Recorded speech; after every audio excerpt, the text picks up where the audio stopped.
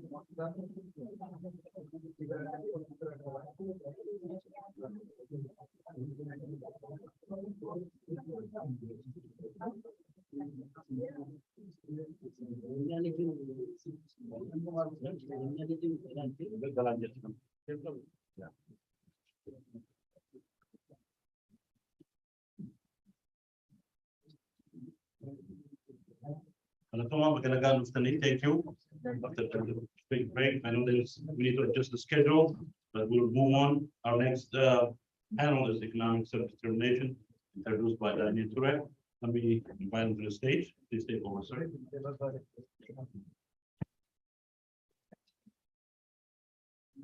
All right.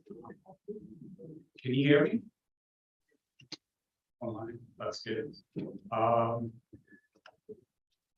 I have 4 panelists presenting 3 papers in here. One of them is virtual, so I'll go over their bios. Our panel, the title is The Struggle for Self-Determination in Ethiopia. No, sorry. Economic Dimension of Self-Determination. And one of my presenter is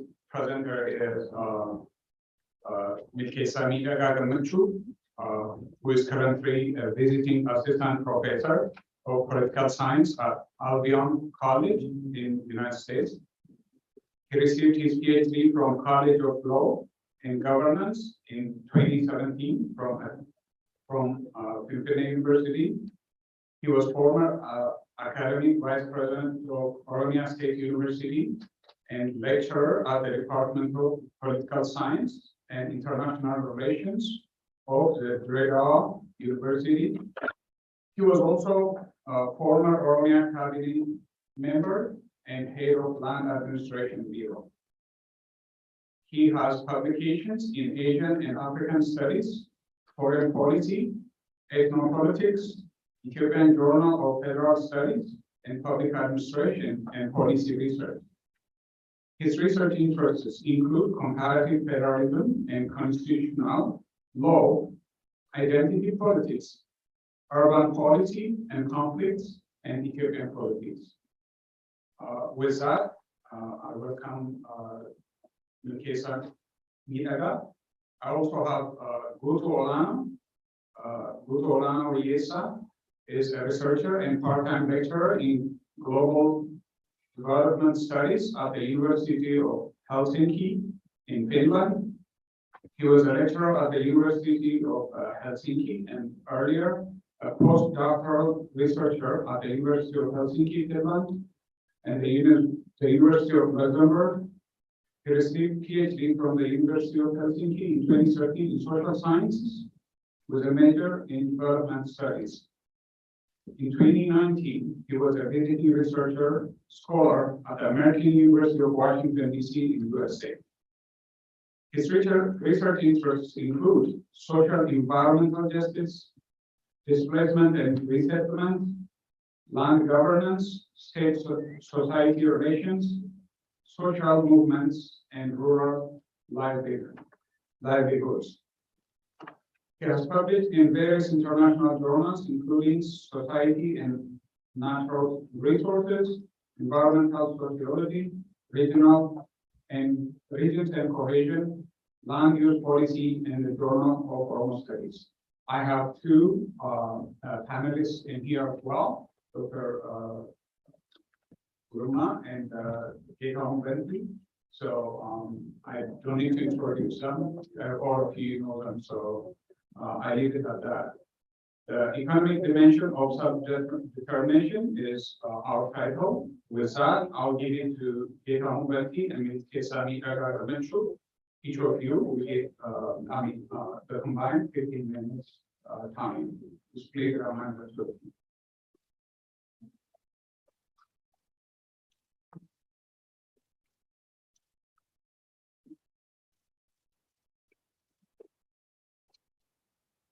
Good afternoon. Can I have my PowerPoint today? So, Gidambati and I will be presenting Upine and Oromia, the dilemma of land grabbing and resource exploitation. I'll be covering the first part, which is land grabbing and its implication for national self-determination of the Oromo people.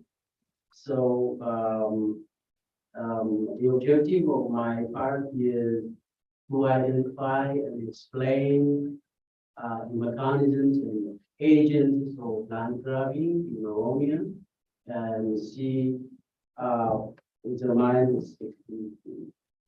implications for the team of the counters. So when I directly go to identify mechanisms and agents of land grabbing in Oromia, Ethiopia, because I don't have to cover theoretical aspects of self-determination, which is already enough to discovered this morning and yesterday. So number one, agent, or I can say the principal agent of land grabbing in Ethiopia is the state, the government itself. And the mechanism that the government employs is the first mechanism is the structural plan of urban setting, what we call master plan. And particularly, Upine renews or revised the structural plan or master plan. Since recently, every 10 years, we will have new or revised structure plan, which expands to the rural localities of the Oromo community. And if they have in Spavia or, expansion from tires. So, the structural plan is renewed based on the population growth. So the population growth of Upine is largely based on migration. According to the recent census, nearly 50% of the population of Upine is recent migrants, although the entire population of Upine, with the exception of minority, you could say migrants, but still people are migrating to the city in order to would be the population growth of the city. Particularly the 1997 city charter incorporated a recent example, I would say, 23 local localities, rural localities. There we had 70% of Oromo population living over there. They were incorporated. Then they later on, urbanized everything over there, and we lost every 23 rural localities in 2018. As you can remember, they gave a name Lamikura subsidy as the 11th subsidy of Upine. So the other example I can raise is about Oromo land for region survival. Yesterday presenters were talking about the narrative. So we had developmental versus now we have a prosperity narrative. Land is at the center of this narrative now. So the EPRD developmentalism or demand awareness, the farmers who, if they resist developmental narrative, they will be labeled as anti-development, strategy for self-demand, they call it. So it means, they will be they will lose their own land. So PP or Prosperity Party is trying to change the development narrative to prosperity, which is the same, conceptually and practically the same. And now, APRF used two types of land grabbing. One is the allotment, which is the decision by the government and handing out land for investment or for housing or whatever. The other is the auction, tender, land for auction. The Prosperity Party has suspended the auction and continue to use the allotment tactic. And the other important factor is that land grabbing in the form of investment exacerbates whenever national elections come. So if there is election, expect massive eviction and supporters of the government will get large amount of land. And there is also another agent or mechanism, the other which is collective land grabbing in the legal settlement. We have three terms in Oromo to refer to this type of land grabbing. One is Jakti legal housing, which is common around urban setting. The other is Abanda. This is legal occupation, which is applicable in rural part of Oromo. And Ubanna is legal settlement, which is again applicable in the rural area. And around 15 days, so we call Kodinata or I don't know, the special zone, Oromo special zone surrounding the towns in Kodinata, we have more than 141,000 legal houses in a few towns. And from among these, only you can take Suluta town, for example, in a single town called Suluta, we have more than 14,000 legal settlements, legal houses. And Lagatapo has more than 18,000 houses. So, if we take how national elections are related to this legal settlement, during national election, legal settlement is allowed, just the government will prevent legal settlements. So people are not allowed to construct because the government needs their votes. And also, so Gandhara, the case, this city kind of town is within Sandava town and was built during the 2005 election. Shukumi Kyle Safari is found in between Ganda Kaso West Harbi and Ganda Bichu, which is located in Suluta district. So suddenly, the Amhara community built this since 2010. And so settlements are also ethnic dimension. If you take north and northeast of Mpinde, it's the Amhara who are conquering and invading land. And on the side of the west and southwest, people from the SNDP are invading that land. We have also there's inconsistency as to demolishing illegal settlements and sanctioning illegal settlements by the government.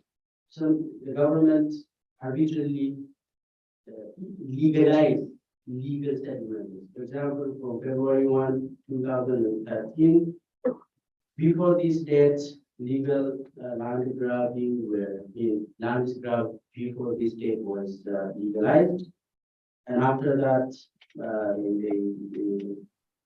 they say we will demolish them, but it is almost impossible to demolish. We tried and we couldn't. I was the leader of the land administration in Oromo. So and the last one is about how we could link land grabbing to self-determination. Land grabbing has been one of the major means of weakening the Oromo, its national unity and territorial integrity. So the idea of using land grabbing in the legal settlement so as to weaken the Oromo people and neutralize their self-determination right was first elaborated by Tadlahiwe in 1931. So let me read this quote. Roman numerical predominance in the southern provinces should be tempered by a policy of Amhara settlement. Tigrans too should be encouraged to settle in the southern provinces, as they are great assimilators by virtue of their religious fervor and their inherent weakness in learning national languages. One interesting reason that Tesla gives for encouraging Tigran settlement in Oromo areas is the ungovernable character of the Tigrans in their own province. I took this quote from Baruzode. So this continued, and now in Godina, Gandolate in Sabara and the Galarwara in Sandafa demand referendum to secede to Pimpine from Oromian. The legal settlers are demanding cessation, renaming of places and villages taking place. So finally, in conclusion, true national self-determination could resolve the problem of land grabbing, delinking power exercise from, land should be there, and will be presenting scenarios that could help resolve this problem. Otherwise, Finlay will continue to be problem child of Oromia. Thank you. Thank you. I'll have Dr. Gitram here next. Stay within the time on. Okay. Thank you. Let me begin from the middle of my paper because it relates to the land. Successive urban planning projects that were made by the Ethiopian government beginning from Menelik, she laid down, rather laid down the process of evicting the Oromos and taking their land. The first plan, which Takasti Adrom called the Menelik I2 plan, started with evicting people from Tufamunas Galma Palace, and then the process started all the way people were pushed out. The second one was in 1956 when really a very modern urban plan was attempted, in which case the planner, a British architect, she envisaged the creation of 4 satellite and then 2 semi-satellite towns around Finfinne, Yeka, Ulale, Kolfe, and the service in my paper, because I didn't want to look at my paper since I waste my time. So all those semi-satellite and semi-satellite states and towns had to be created at the expense of pushing the Oromo away. That is one. The other one is in 1986, which was conducted by Takasti Adrom and then Paolo Cerciarelli, which is an Italian architect, but Takasti was the main architect, and the plan is called after him. What he did was so very interesting. Within Pimpine, he created katanas. Katana centers where productions and different kinds of productive activities or manufacturing activities would be located. And the second part was what he called the urban-rural link, an idea developed by a Hungarian architect called Polani. That rural-urban link would include the 4 provinces of Arsi and Shawa. To put it under that Shawa and under Pimpine.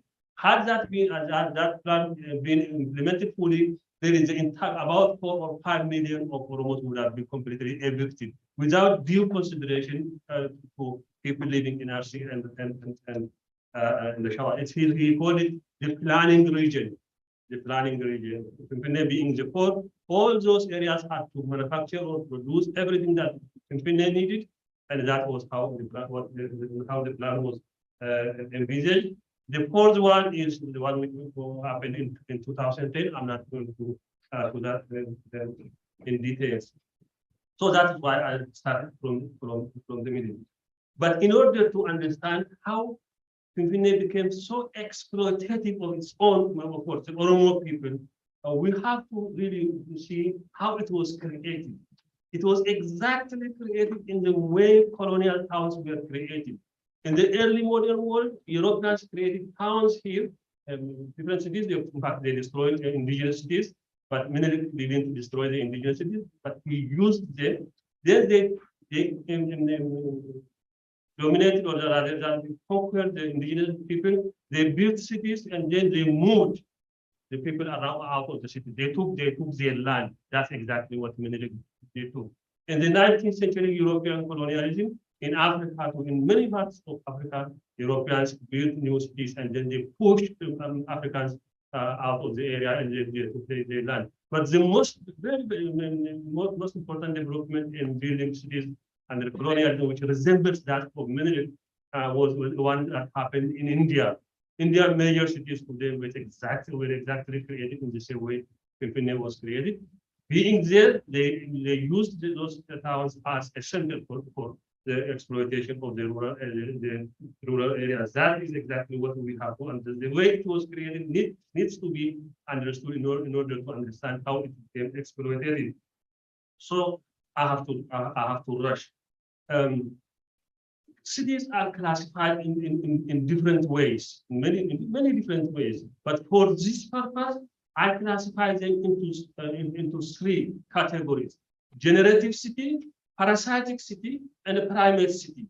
Primate city and parasitic city are very similar.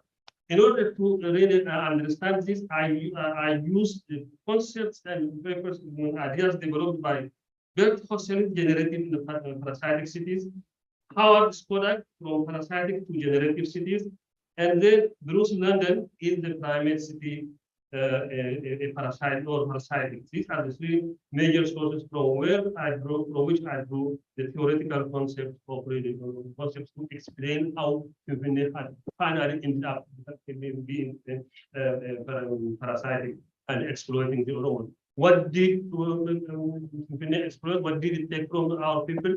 First, the natural resources, the two most important natural resources, the water supply, the electric supply. Today, the Oromia government has its capital in Pimpine, meaning it's like having your capital in another country. And then they buy the water themselves, which was taken from their people without any, for free. They pay for the electric supply that power that they use, which was taken for free from their own people. That is very, very important. So the water supply and then the power supply that really Sabah took legally from Oromia is two most important resources that the city explores. The other minerals, the building materials, firewood, the other cash crop products, all those are really taken from Oromia. Just imagine, just think, just ponder, what resource comes from Amara to Pimpine? Just think, can someone tell me? So the cities, the buildings, those skyscrapers that we see in Pimpine, all the materials that built came from Oromia. So let's go back to the generative cities. The generative cities are cities that really generate incomes and then develop the economy in such a way that mutually beneficial relationships could be created between the city and the hinterland. That's exactly what colonial cities in America became. That's exactly what colonial cities in India became, in other African countries became. But it didn't happen in Ethiopia because in the New World and then in Africa and in India, the Europeans built an economy which was so dynamic and finally in helping them enrich their industrial economy. In Ethiopia, however, a new type of economic relations was introduced, that the system, which is not dynamic, which doesn't encourage production, which doesn't encourage the movement of goods from one area to another area. They appointed their own people who became exclusively dependent on the food products that they forced our people to do. So that is why it didn't turn into a generative city. Most cities in Ethiopia, especially also Asaba, sorry, did not become so generative. Of course, it's generative, but it didn't become generative now. Historically, all cities, particularly colonial cities, all cities that were built through conquest and occupation are parasitic at the beginning of their history. Eventually, however, they become generative.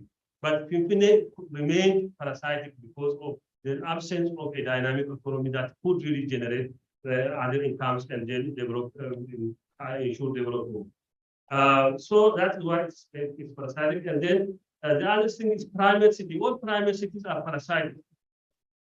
All primate cities are parasitic. Primate city is when the largest city in the country is 4 or 5 times than the next largest city. So many people, it would be inundated by migrants, and so there is no way to support them. It continues to be parasitic. Finally, what Milkesa and I did was to identify scenarios. To identify scenarios that would lay the ground for any government in Oromia, the current or what the incoming, to explore how it would bring an end to this. Those scenarios are not. I'm not going to discuss them. In fact, we didn't come out with a definitive conclusion, but we identified them so that you guys think. I wish we had time to discuss but only the scenarios while I walk over there. The first scenario is just maintaining the status quo. Continue being exploited.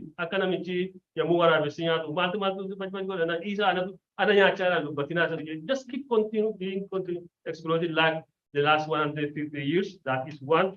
The other scenario is Article 49 of the Constitution. That really gives the Oromo people a legal some loophole to litigate. Constitutionally, Oromia is listed as the capital of Oromia. So we have some loophole to litigate, but it's not enough. The third scenario is when Pimpine becomes under the federal government and Oromia controls its resources, develops it, and then sells it to Pimpine. The fourth scenario is when Pimpine is semi-autonomous and be under the state of Oromia. How do the Oromia develop its resources under this condition? Two more. Scenario 5, the state of Oromia in full control of Pimpine, but itself being within the federal system. Scenario 6 is independent Oromia. Thank you.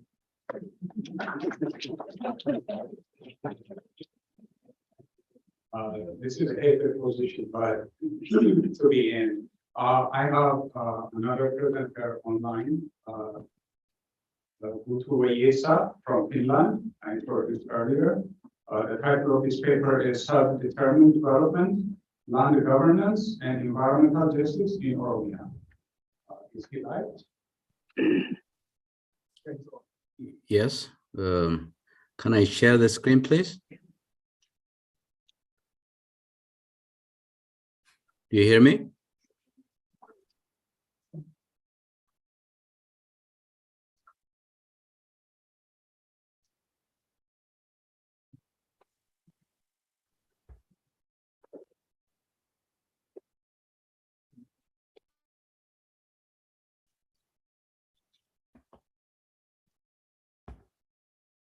Do you hear me, please?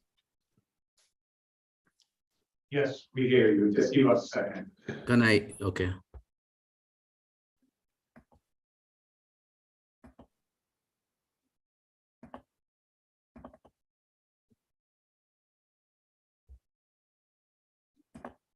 You can share your slides now. Thank you. Thank you. I would like to greet everybody. Glad to be here. And I would like to also thank the conference organizers for giving me this opportunity. The topic of my talk would be self-determined development, land governance, and environmental justice in Oromia. I will introduce briefly the concept of development and then move on to specifying some important aspects of self-determined development. And I will present very shortly highlights of an example of environmental injustice that is committed against the people of Oromia in Bako area, as in terms of what has been just presented in relation to land grabbing. And finally, I would conclude, as a way of conclusion, suggest self-determined development within the realm of development as a component of self-determination as an alternative and for sustainable development of Oromia and Oromo people. Three angles to define development. Also, although we use development in daily conversations, probably some scholarly angles would be important. I would like to emphasize only two of these three circles, whereby development is conceived as long-term process of structural societal transformation. Second being short and medium-term outcomes of desirable targets, as for example, set in sustainable development goals, whereby certain policy plans are made with certain indicators to be achieved over a certain period of time. Development could be conceived in that sense as well. But the third one, I will leave it out, but it would be dominant discourse of Western modernity, which I will not be talking about. Whether we conceive development as a long-term structural societal transformation in historical sense, or short and medium-term development targets to be conceived in terms of development programs and projects, the idea of self-determined development is to take hold of the process and the outcomes in Oromo's own terms. So I will probably specify this further as we proceed. With that, I would move directly to the concept of self-determined development. Although self-determination as a concept is widely and internationally recognized, right? The concept of self-determined development is not given much attention, at least as much attention as self-determination. But it is part and parcel of self-determination, essentially combining self-determination and development. I would like to draw some parallel between essential components of environmental justice. For justice to be delivered in terms of environmental resources, we need to take into account both processes and outcomes of development. So there is a parallel that I would like to draw between self-determined development, as explained in terms of processes and outcomes of development, and environmental justice, as explained in terms of the procedural justice and outcome justice. I would specify this as I move forward again. So self-determined development as a concept provides a conceptual platform for ensuring environmental justice and equitable development. As an alternative, it would also serve as an alternative to authoritarian top-down development approach that has been essentially the character of the Ethiopian state since its inception. In a way, it actually indicates a shift, a radical shift for that, from passive role whereby people are subjected to exploitation to an active agent of their own development. It would be a tool, actually, a very powerful tool, discursively, as well as if such possibilities arise, and if the struggle continues to realize self-determined development, it would also have serious material implications and emancipatory implications. So it is also based on the defense and reassertion of one's right, but it is not really an isolationist pursuit in a sense that it also recognizes the rights of other self-identified nations and nationalities to determine their own development. So it is very important to look at least the desire or the aspiration of the Oromo people pertaining to development goals in relation to the aspirations of other nations and nationalities that we share history and in culture in some sense or another. Gammachuu Magarsa and Anisa Kassam, in their recent publication, which I would refer to later, relate these self-determined development, or at least conceptions of development that speak to the history and the culture of the Oromo people in relation to what others call as ethno-development. Indigenousness and indigeneity is central to self-determined development, and this has been enforced by United Nations Declaration on the Rights of Indigenous Peoples, endorsed or adopted by the General Assembly in 2007. This declaration provides 46 articles, much of it actually speaking to the rights of nations and nationalities and peoples, generally speaking, mostly citing indigenous peoples, as also pertains to the Oromo people, in my view, and in your views, and most of our in some way commonly understood, Oromo people are indigenous to that region where they inhabit. So they have the natural right to decide the process and share equitably from the outcomes of development.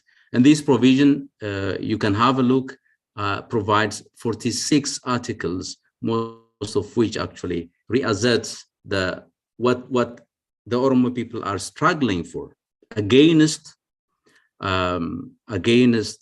the current condition of exploitative the Ethiopian state. So in principle, it is a central element for in the quest for self-determination, self-development, self-determined development is central to the quest for self-determination, broadly speaking. I would also say it would be an antidote to the Ethiopian state's genocidal development policy, genocidal because it grabs people's land from east to west, north to south, actually, against their will. Okay, there are nominal consultations at times, which are substantively void, of no meaning as far as in relation to what would be the final decision. The state comes in with a decision that is already final, and consultation of the people is just nominal. And provisions that I would briefly look into, for example, the issues of free, prior, and informed consent that are indicated in many places across the articles in the declaration that I just referred to, are of no meaning or of no substantive implication as development is conceived and practiced in Ethiopia. One of the many tasks of emancipatory theory, according to the author I cite here, is that looking for alternatives should be informed by the desirability, viability, and achievability of alternatives. I'm proposing, and in fact, given the context of the theme of the conference itself, self-determined development is at least a grand concept, a platform for which the interest of development of the Oromo people could be advanced. And for that reason, there is a need for critical assessment of existing policies and practices, okay, beyond the common knowledge about the destructive implications, the aggressive development that is taking place. Beyond that, there is a need to quantify and qualify all the implications, the injustices perpetrated against our people, against the people of that country in general. And that critical assessment should lead to feasible alternatives. How many minutes do I have? About 3 minutes. 3 minutes. Okay. This case, I would not, probably I would provide the references. I have the slides with references, details of the processes and the outcomes of this land lease case has been presented in those papers published in 2020 and another one actually, which is under review. So I will not talk about that, but then environmental justice principally brings together two major dimensions: procedural justice and distributive justice. Procedural justice being composed of cultural recognition, political representation, and distributive justice being the outcome of any development intervention for that matter. In this case, as to the outcome of certain land lease, which is studied here. Ultimately hinting at possibilities or impossibilities of sustainable development. So long as the status quo is maintained, there is no way development could be equitably achieved under the current policies. In fact, if you look at the history of development, the top-down nature consistently, despite regime change, the fact that people don't have really substantive voice in what in development processes and outcomes, there is no hope development would be enabled by the current trajectory. So in that sense, I will not be really having time to present this case in detail, but the whole idea is people were excluded from the process. They didn't equitably share. In fact, they were displaced from their land that they were using prior to the land lease. Many cultural, in fact, that speaks to also how the rights of the people, the customary rights of the people of land use has been trampled by the state without any due recognition, no compensation at all. Consultation, as I said, just nominal, without any representation. Free, prior, and informed consent is of no significant implication in that case. Moving quickly, in conclusion, so self-determined development as an alternative would be grounded in this premise, according to me, for people that are not well represented, or for the underrepresented, misrepresented, unrepresented people, indigenous people, as is the case for the Oromo people. The demand for representation in a system created by and for exploitation is a lost cause that could be debated. The struggle of making the process more just, more benign, relatively just, towards a better distributive justice, still exploitative, can be an alternative, some may argue, but it falls short of fundamentally changing the system that enables oppression and exploitation and injustice. So that is why we need self-determined development that is conceived and run in Oromo's own term. This is radical, and this radical approach should be grounded on indigenous conceptions of development. A groundbreaking work has been started already by Gamachu Magarsa. This approach actually takes, it should take into account understandings of shared universal values on the one hand, but locally situated political economy and culturally informed values. Could you time is up now?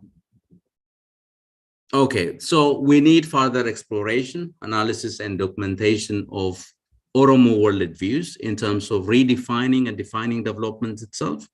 And that would be a good, at least that will go a long way in settling grand political questions of the Oromo people and provide possibly, in my view, the minimum political preconditions that are necessary for sustainable development. Thank you.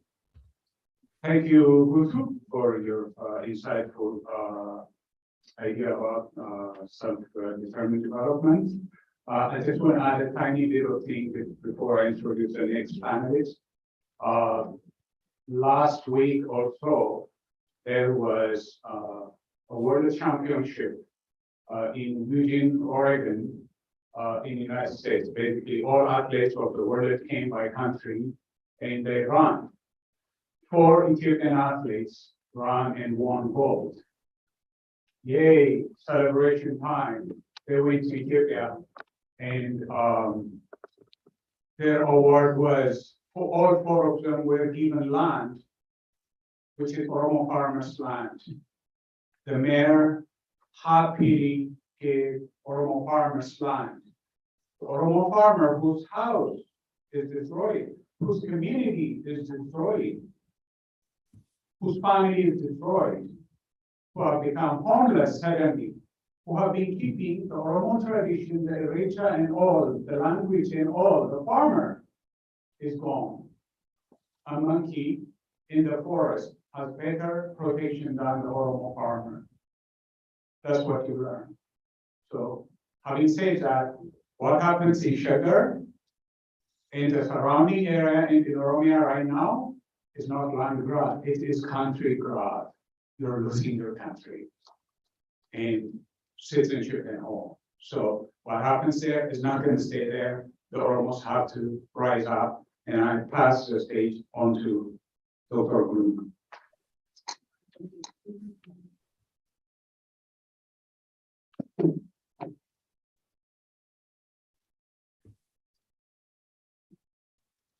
Thank you, Badani. Just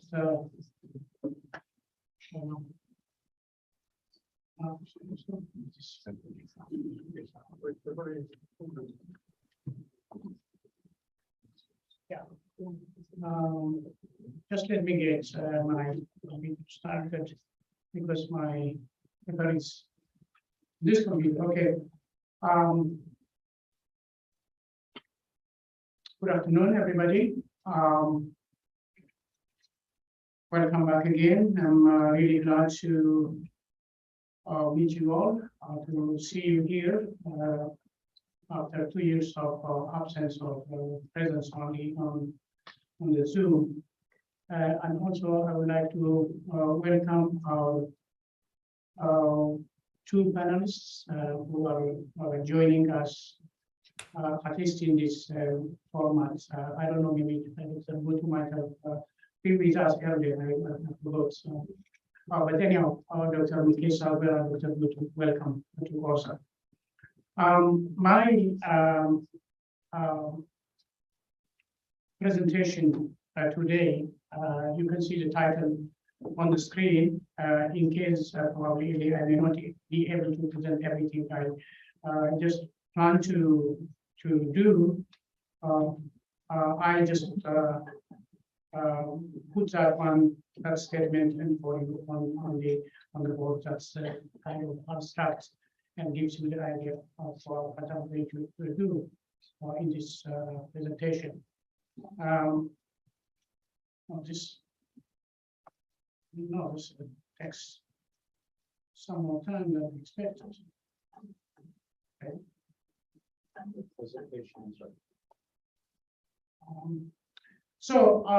My topic, maybe if we get to the top of the slide, my presentation today is land in the state, which is the theme of this panel presentation.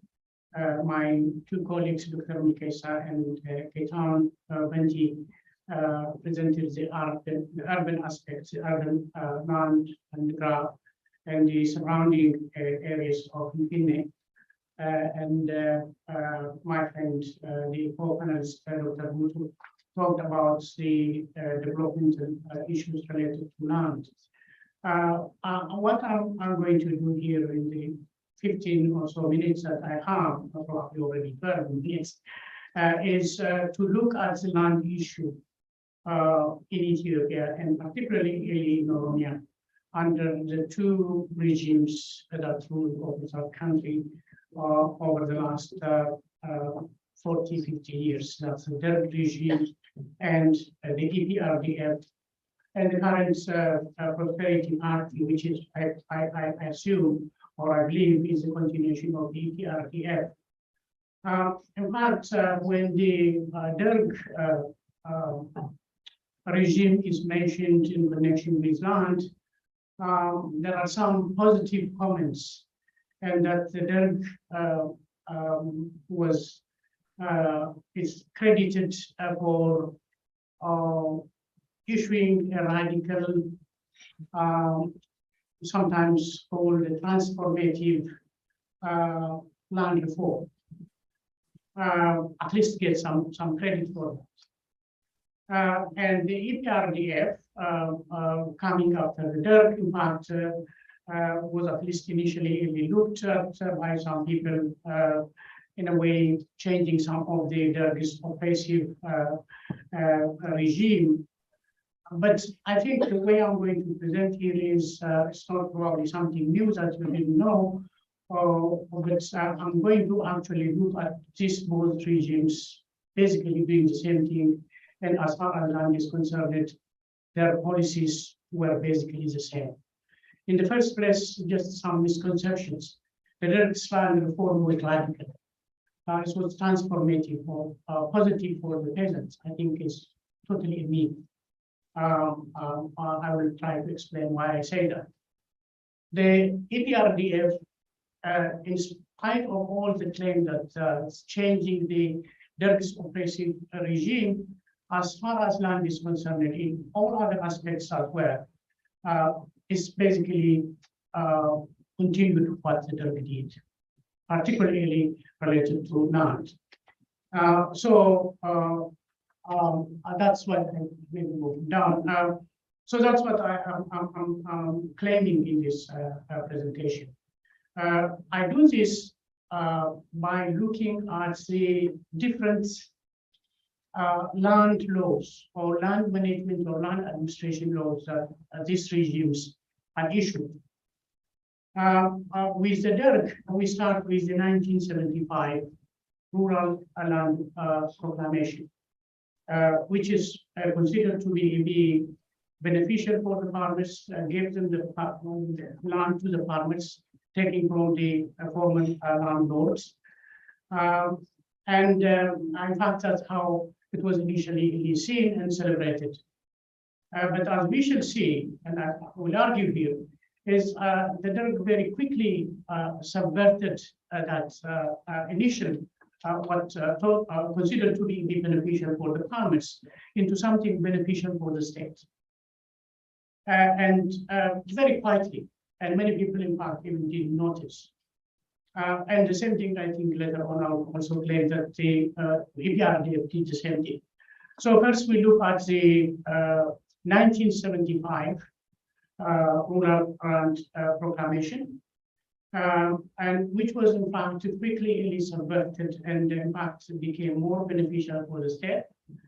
In the first place, even the 1975 Land Proclamation of the Derg actually didn't make the farmers the actual owners of the land. And what it did was just give them the use rights, which is also basically the same with the EPRDF, the right to use or access to land. Positive as compared to the previous pre-Derg period, but in a way it became a tool for the Derg to really control the farmers. And the Derg did this reclaiming the land as a state and making the state the only landowner, and the farmers only have the right to use and at a price. And the Derg did this change very quietly. I take a look at some of the additional proclamations that came up after 1975, and also some of the practices. One of the important steps the Derg reclaimed the land for itself and make the farmers for state was actually the reorganization of the Peasant Association proclamation. The process started early, but in fact it became clear by 1982 that the Derg created a new or issued a new law reorganizing the Peasant Association, extending the structure of the Peasant Association from the local Kabyle level to the national. The original one was, in fact, ends up to the Araja level, but then into the provincial and the national.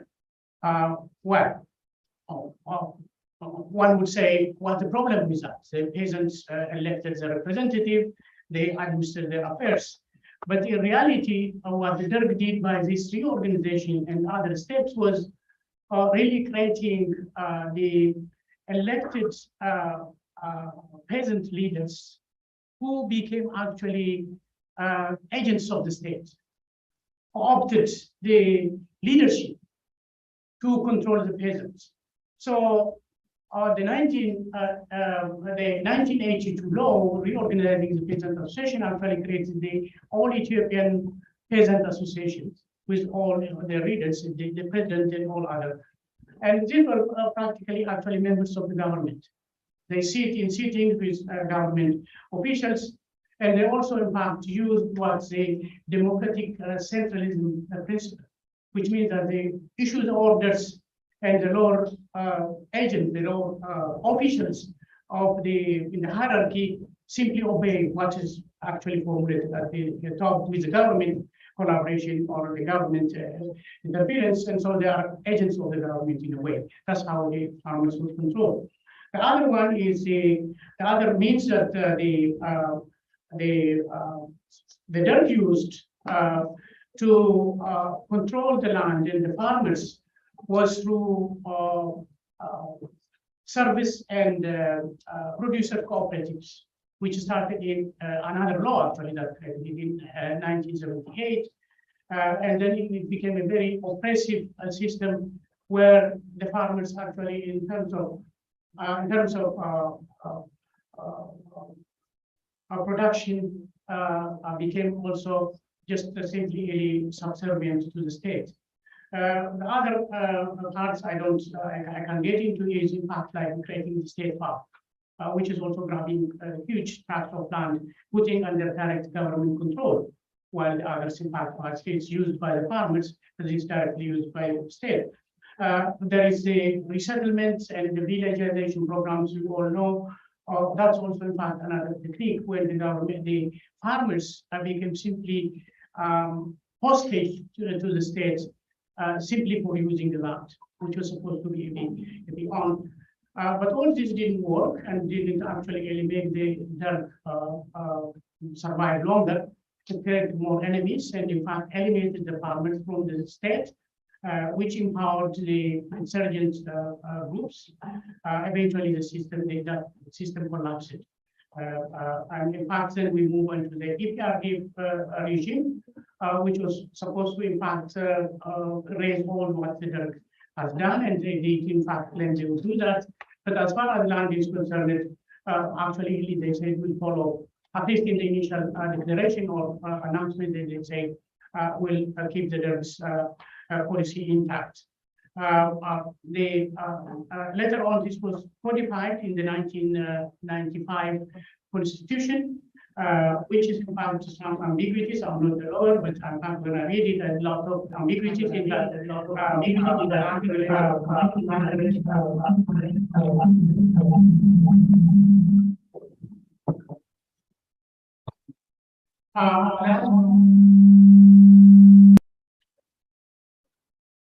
Okay. Okay.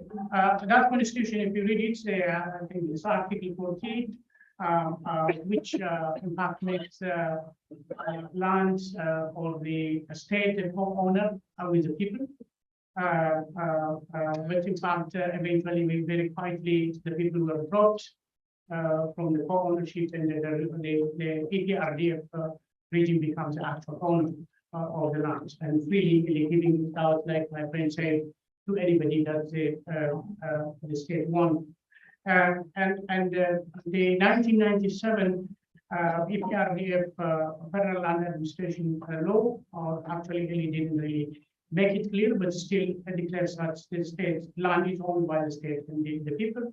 But actually, it was the state that owned it, at least at the federal level.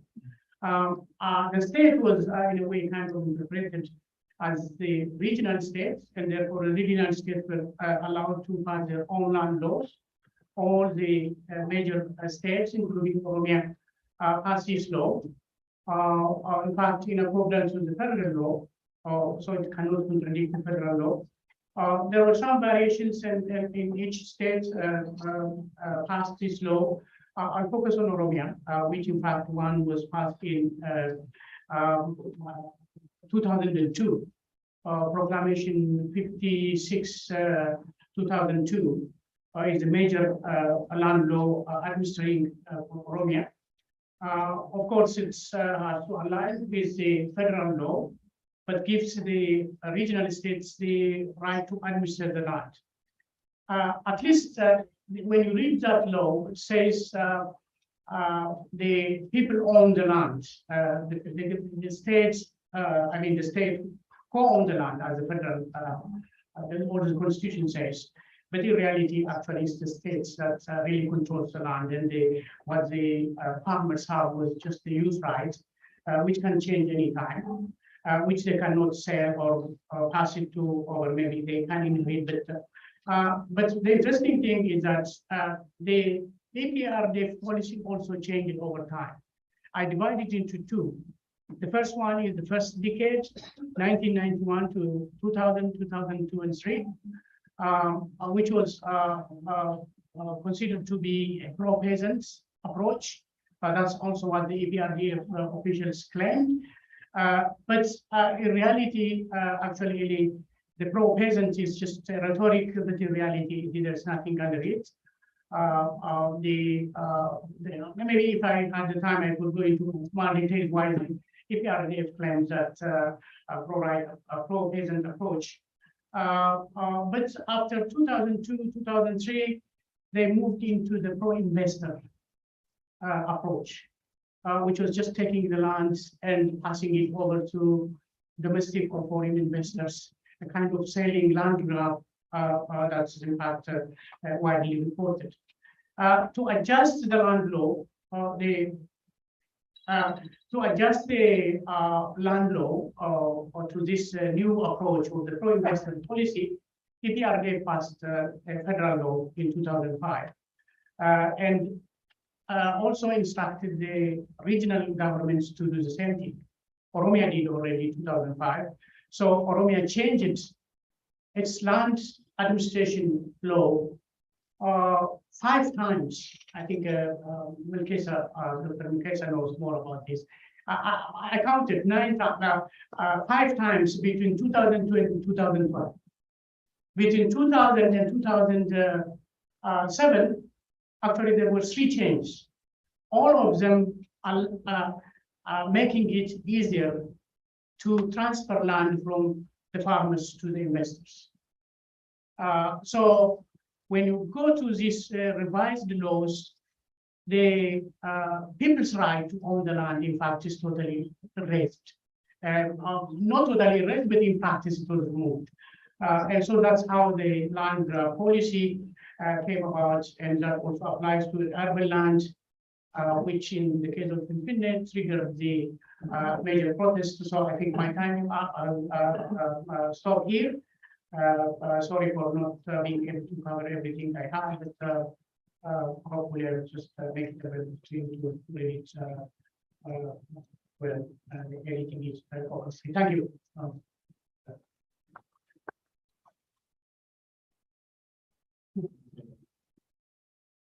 All right.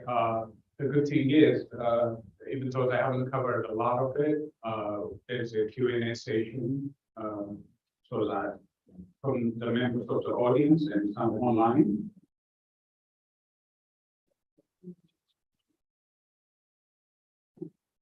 I'll be using my moderator's power to overrule the president and give 2 chances of asking questions.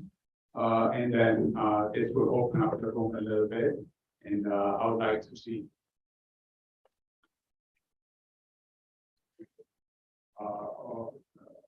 Dr. Pichaka.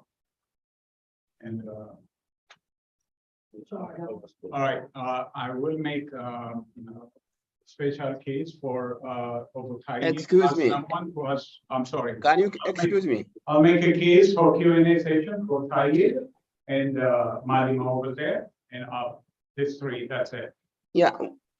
Online, we have not been able to ask questions yesterday, so I wonder if it's possible today.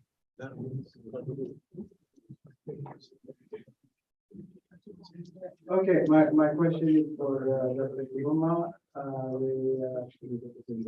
Couple of questions. One is, what is the similarity or differences between the 1982 land policy and the 1995? And also in your presentation, land grabbing is mostly focused on the domestic. Even though this is done through the state mechanism, land grabbing is also transnational. Having thought about that, that's all. Thank you.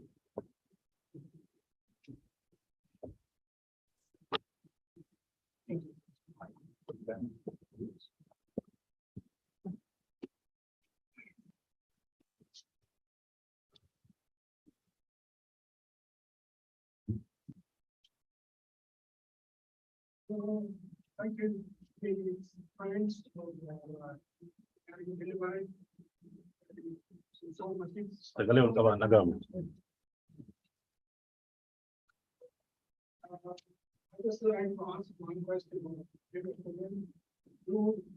We forgot to mention one of the land grabbers and the land looters is the agreement. Remember during the meeting says, Sisola Lupus, Sisola Contact, Sisola Gabri. Just to give you a small example, about 6 months ago, I done it, clear of what is 1,200,000 square meters down the church, Orthodox church. And I'll give you another example. If you travel from, Then if you travel make sure the mic is on. no. If you travel from Finland to Toto, just below Toto, there is an open space, few kilometers on Lago Sarpi, open field, woods, cross on the road that is prepared for the church. Before you reach Sulta, there is another place. Passing Sulta, about 5 kilometers before Chancho, there is another place. There is stone pile,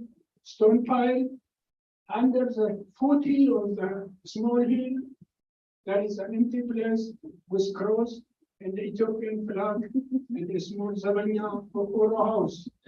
And then the funny thing comes, before arrival to my birthplace, there is a tower. There is also another empty space, the water of Gasha, where it taken by the church.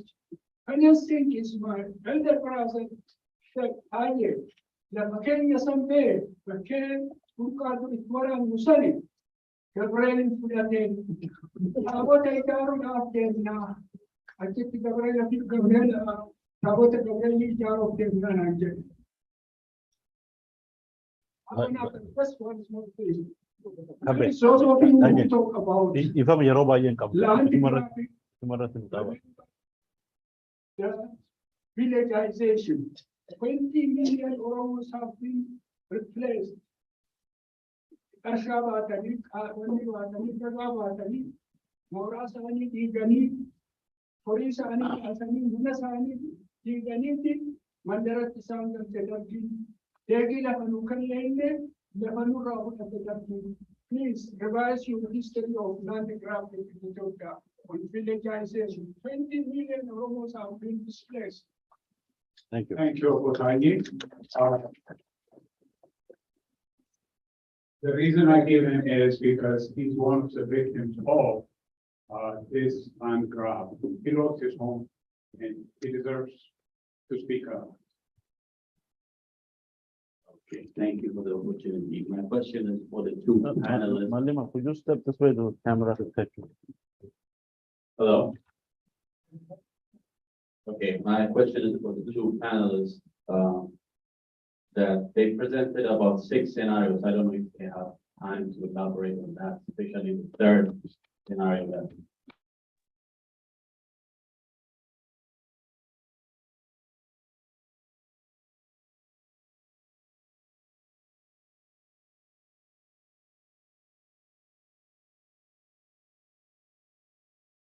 You raised a very important question because earlier, when Mikesa was mentioning one part of Sugar, around the Jama, I believe, the south of Waleti on this side, the south, and this, the north side by Amhara, but he never mentioned the participation of Oromos in land grab. That is very important to mention. We need to address it. We are not clean in this regard. Our hands are all over the land grab on Oromo land. There is no land given away, taken away without Oromo participation. Cover that, please. Okay, thank you for the question, sir. I quickly respond to Professor Chakas.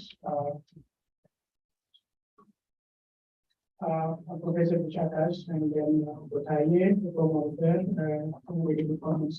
First, regarding to Professor Chakas' question, the difference between I say in 1982, they did say 1995, and 1975 and 1995, the dearth or the and the year here. Practically speaking, honestly, there is no difference. I don't see any difference. They say in a different language, but it's the essence of this and the way they implemented those laws, I think is different. Ultimately, the state was the owner of the land. Even actually, quite similar to the early conquest period, Middle East conquest period, when they claimed the land as well as the people who lived on the land, the Gabah, their labor, their produce, and every state. Later on, when they alienated the land, they put this system in, they actually separate the land, and that's a bit complicated. I can't explain it right now, but anyway, the DERG and the EPR, the policy towards land is basically made the states sole owner of the land. Peasants will have the right to use, but at the pleasure of the state. And would be removed anytime or whatever the government wants. So not much different. The second point Dr. Tayi raised, very important one. Actually, it put up the role of the church in this. Earlier, the church had almost given legal rights by the states to appropriate and use the land along the state. But under the DERG and the EPRDF, those policies, in a way, were not officially stated, but were tolerated. I myself, I was really very, very much surprised and annoyed when, after so many years of absence, I last went to Oromo in 2019, and I was able to count from the highway just one spot, 5 or 6 signs of the church, not really actual church, but there is a sign of the church, and people were telling me that this is the sign of the future church, or already the church is named, and all the, I was told, the surrounding area, several acres of land were already allotted or given to that church, was grounds. So with the agreement of the state. I saw this in Galan, on the southern side of the city. I saw this on the Brayu side, where you can count several churches, not actual churches at the time, from one spot, all around. And that was basically made to grab the land. So the church is fully participated in this land grab. The Orthodox Church is doing this. And that has been impact there is a historical precedent for that. And the settlements and the villageization issue, in the paper actually have several paragraphs or page explaining this. Unfortunately, I couldn't do it here. I promise you, I'll send you the copy of the paper and then we'll be able to read it. Yes, settlement and visualization was for the Derg a way of grabbing the land at the time. But meant to support people, poor people, displaced people, that it was for the states. Really good one. All right, I'm going to make a brief comment on scenario 3, which my brother from the US asked. Scenario 3 is continuing under the federal government as it is today, and then Oromia controls its resources. So will not anymore directly get its Oromia resource, particularly the power supply and then the water supply. Gavarsa will be under Oromia. Malkawa Kenna, Pincha, or Gibela Montusa, all of them will be under Oromia. And Oromia sells those electric power to Finfinde, it sells the water to Finfinde. And then that is in full control of its resources. That includes also the ability to collect taxes from Finfinde. Today, city buses, for example, they go to Burayu and then they go to surrounding Oromia towns. They damage the road. They don't build it. They don't contribute anything to the damages that they cause to roads of Oromia. The Oromia government repairs them. So everything will be under the control of Oromia in this scenario. One point I want to message. Raji sent me email. He logged in at the specific time as the schedule on the program, and then he logged in with his own phone, which uses data. So he ran out of data, and that's why he was unable to reach. What he said with me is that to relate to that, one day we will present a paper at OSA on the relationship between Oromo philosophy and modern physics. That's what he did. I want to comment on the role of faithfulness for the church in land grabbing. Actually, I combined this church as a major agent of land grabbing. I combined it with a communal land grabbing. For example, the Gandhar Barat, which is found in Sandafa.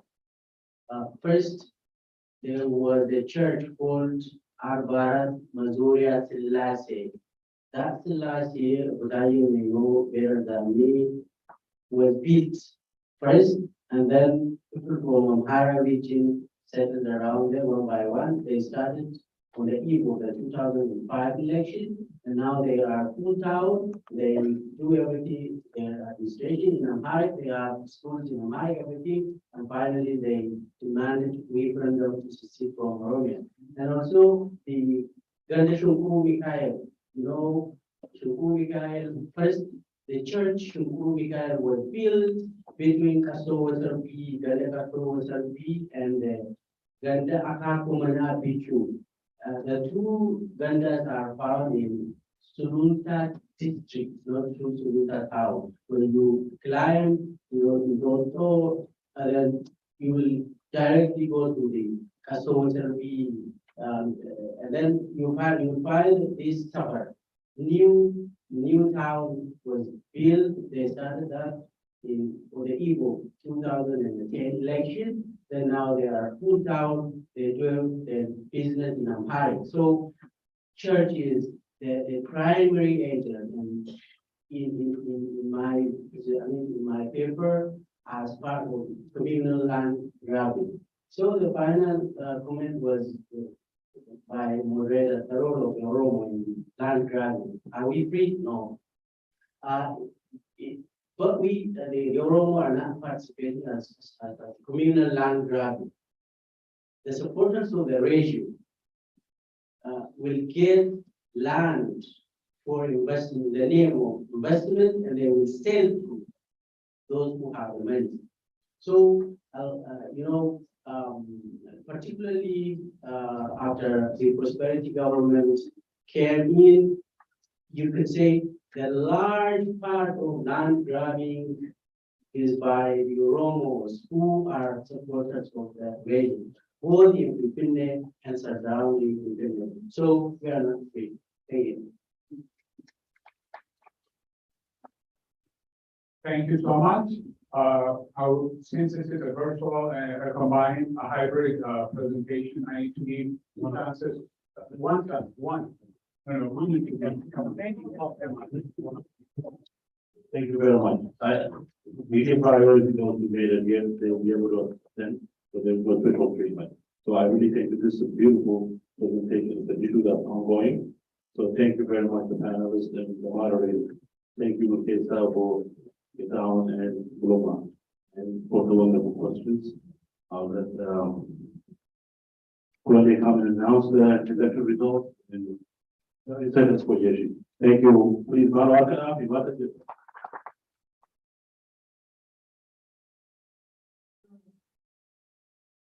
So we're gonna announce the election results very briefly. For the board had 3 seats open. Let's congratulate Rivera Tasita, Dr. Asfal Bayanen, and Dr. Vipan Bensky. For treasurer, let's congratulate Isaiah Shipula. Auditor, Dr. Samuel Galata. And for also next president-elect, let's try to congratulate Dr. Alamayo.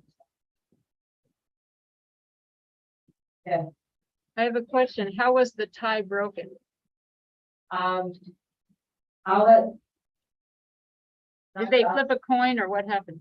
They agreed on how to turn The that two together. who got the same vote agreed with each other? Yes.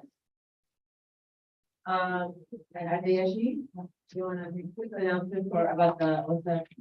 So we have some Joe's volume 24 and 25 members who haven't graduated. I have it in here. You can copy your students. So this is the 24. This one is 25. So you remember the color. You already got, you don't have to. But if you didn't get, I can come here to answer to you. Thank you. Thank you very much. Now for the next demo. Perhaps will come in good. My daughter, come on. So, let's say English. Also present from Oromo. The first panel having this conference from Oromo and this one. It's really unfortunate, it's very late there, it's almost midnight. Hopefully they will be fully active for this presentation, otherwise I hope you understand. So let me start first checking whether they are already connected or not. The time you can check. 2 of them are connected from platform and the following is joining from them.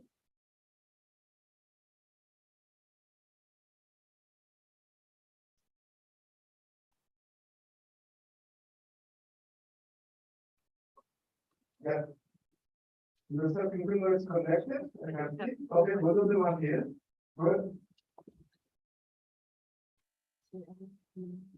Okay, so let me continue introducing the panelists. I have 3 panelists. Let me ask first for Bolanayo to come to the podium.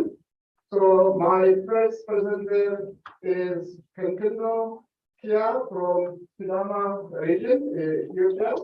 Currently, he is a lecturer in researcher at the College of Law in the Governance, the School of Law at Hawassa University, Ethiopia. He holds his bachelor and master's of law from Hawassa University School of Law and advanced master of Science from the Institute of Development Policy, University of Ottawa, Belgium. He did extensive research and Sidama people-related issues, including publishing in very well-recognized journals. Some of his research include the case for regional statehood and its structurability under the post-1991 Ethiopia Federation, the discontent and experiences of Sidama people. The second relevant research on this area is exploring the challenges and limited in the confidence of the transitional justice norms and named region statehood. The third very relevant experience also is we have been doing researches in areas of governance, law, and constitutional justice, and very relevant to the previous presentation. This current presentation, the title is Sidama's Long Journey for Self-Rule in Ethiopia Federation 1991 to 2020, the politics of new state creation in time of uncertainty. Welcome, Ato Kikino.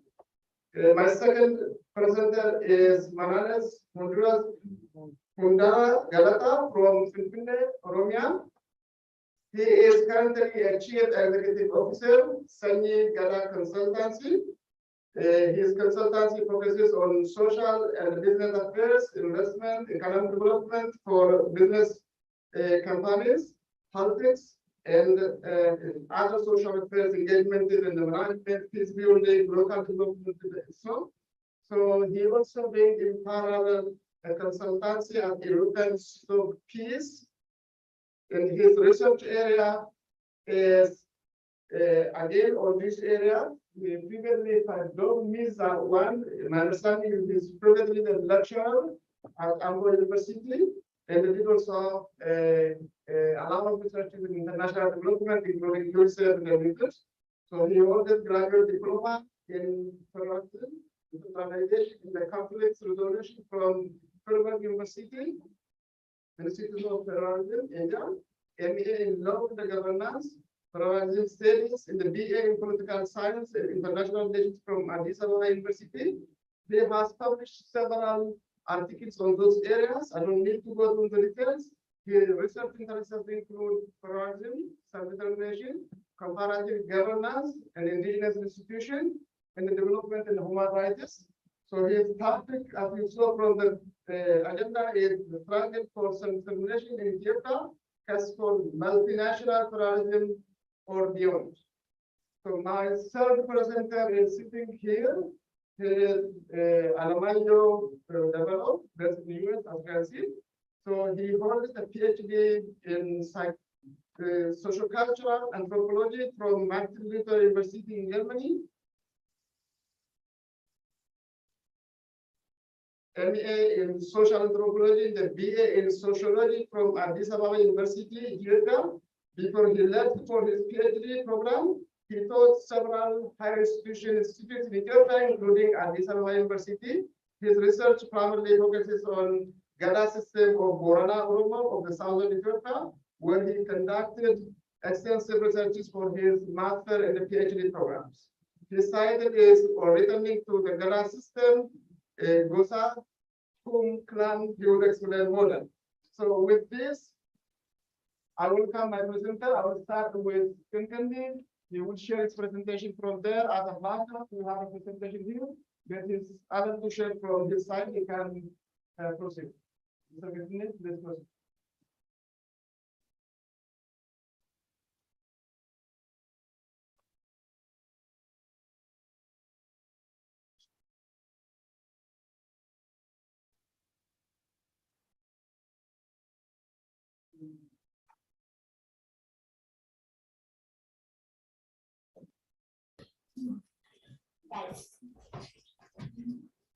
Would you unmute yourself, Kenkeno?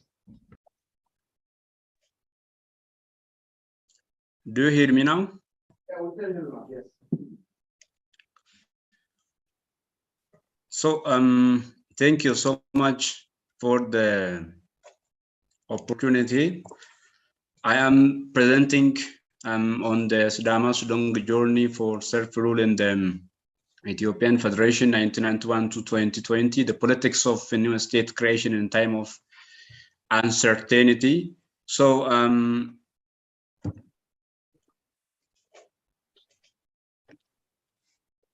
my paper has an outline, introduction about the general research frame, as well as some of the tortoise and long journey the Sidamas conducted in their bid to establish their own state in the multinational Ethiopian Federation, as well as the ruling challenges faced in the due course. So when I start with introduction, as we all might know, Ethiopia has remained centralized and authoritarian state for much of its longer history. And there was a difficulty of accommodating and recognizing the diversities, the linguistic, ethnic diversities, and it appeared to be a monolinguistic, mononational state. So there was a gradual precipitation of grievances on the parts of nations and nationalities, which eventually gave rise to the nationalities question.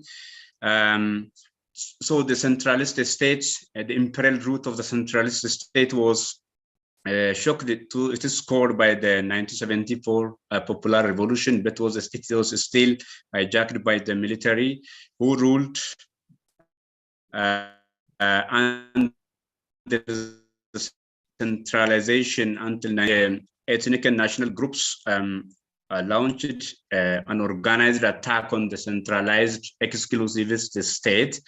A new system came into experimentation in the post-1991 period, and since 1994, Ethiopia is constitutionally a federal polity in which nations, nationalities, and peoples were given right to self-determination, among others, and that includes the right to secession as well. So the federal political experiment, which gives recognition for the nation's nationalities as well as the right to self-determination, has been taken as a noble experiment from the conventional African practices. So the case of Sidama people have been an active and one of the controversial cases in the post-1991 political period, but it did not win academic attention or sufficient academic dialogue over the years. So many times whenever it is raised and discussed, it has been portrayed negatively at all the works of ethnicity or narrow nationalism. But it is true, content and clear as well as political merit has not been understood very well. That's my argument. And I argue that it is a relevant topic on the contemporary self-determination theory in Ethiopia and beyond. So I use a couple of words like self-rule, state creation, and in time of certainty in my title. Self-rule shows that the ultimate goal of the Sidamas may not amount to the external cessation, but I'm saying that Sidamas mostly struggled to attain internal self-rule within the democratized and federal Ethiopia. State creation, it is one of the first ever state created by referendum in the 3-decade survival of the Ethiopian Federation, and argues that it's a time of uncertainty because we are also a wartime society. There is also a trend of re-centralization at a rhetorical level, and so we are not certain about what the federal trend would take. That are my arguments. Methodologically, I also employ a mix of analysis to analyze laws, constitutional provisions, and other related cases. So it has qualitative may involve the participant observation and so on and so forth. So I try to connect two important and broad concepts such as federalism and self-determination that are applied to the context of the claims of Sidama people. So I'm arguing that federalism and self-determination go hand in hand because any unitary state, we cannot think of autonomy or the right of ethnic groups separate from the nation state or the mother state, which is very centralist. It is federalism which gives rise to the nations and nationalities to exercise their rights, including the right to self-rule or regional autonomy or some other form of political rights for the national or ethnic groups. So assimilation, homogenization, integration are some of the tactics used by the nation states to assimilate or to exclude the diverse national or ethnic groups from their political sides.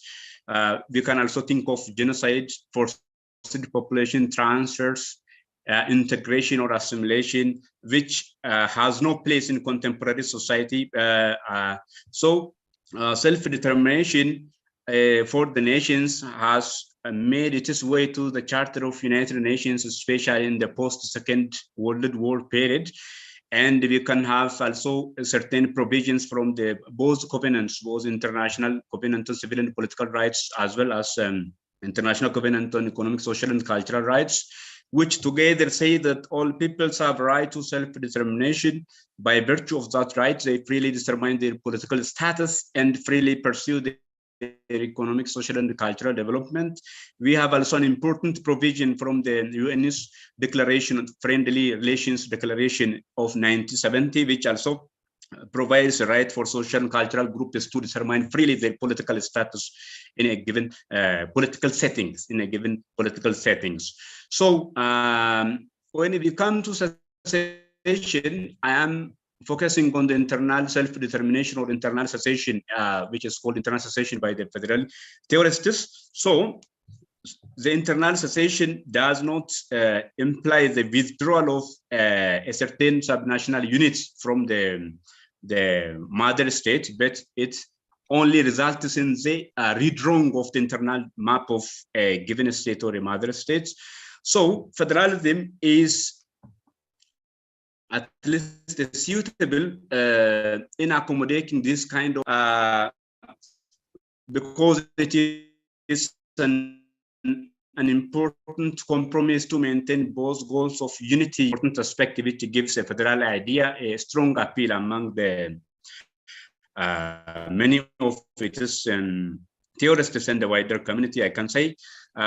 So when we come to Ethiopian case, Ethiopia has remained a centralized state, but in 1991, a great reversal arguably took place in Ethiopia, and the centralist state was restructured in such a way that it reflects the prevailing diversities, ethnic, linguistic, and any other kinds of diversities. So a major restructuring of the state took place, and the Ethiopian state was restructured into some 14 regions. But when the constitution was adopted, some of the states which were autonomous during the transitional period were forcibly amalgamated. One of the extremely diverse regions in Ethiopia, the Southern nations, nationalities, and people, contained a certain provision which says that the nations' nationalities who are defined under Article 39 sub 5 as a group of people who share contiguous territory, and many of the criteria specified say there, and there is procedures for the national or ethnic groups who want to become or who want to attain their regional status, and that is a very core point where the right to internal self-determination comes into being. So the Sidama case is rooted in the discontent of imposed merger of its autonomous regional state, which existed during transitional period as Region 8, but which was also merged or dismantled without the consultation and the consensus of the Sidama community or Sidama society.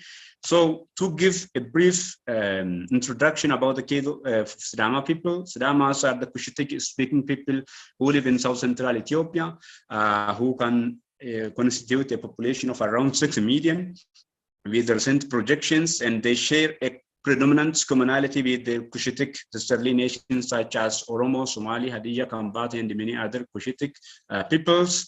They speak their own language called Sidamo.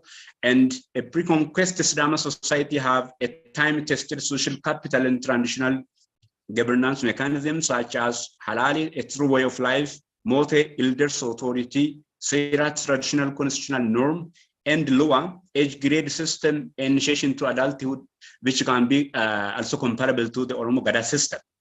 So they give emphasis to cooperation and group solidarity as central values.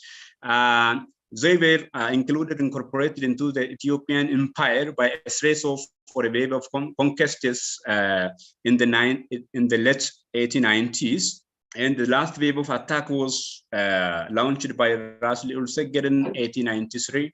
And the conquest was bloody and violent, and subsequent subjugation, cultural domination, and alienation of their land and loss of their dignity to the outside states has been a driving force behind the Sidama's rally for the self-determination over the past 130 and more years.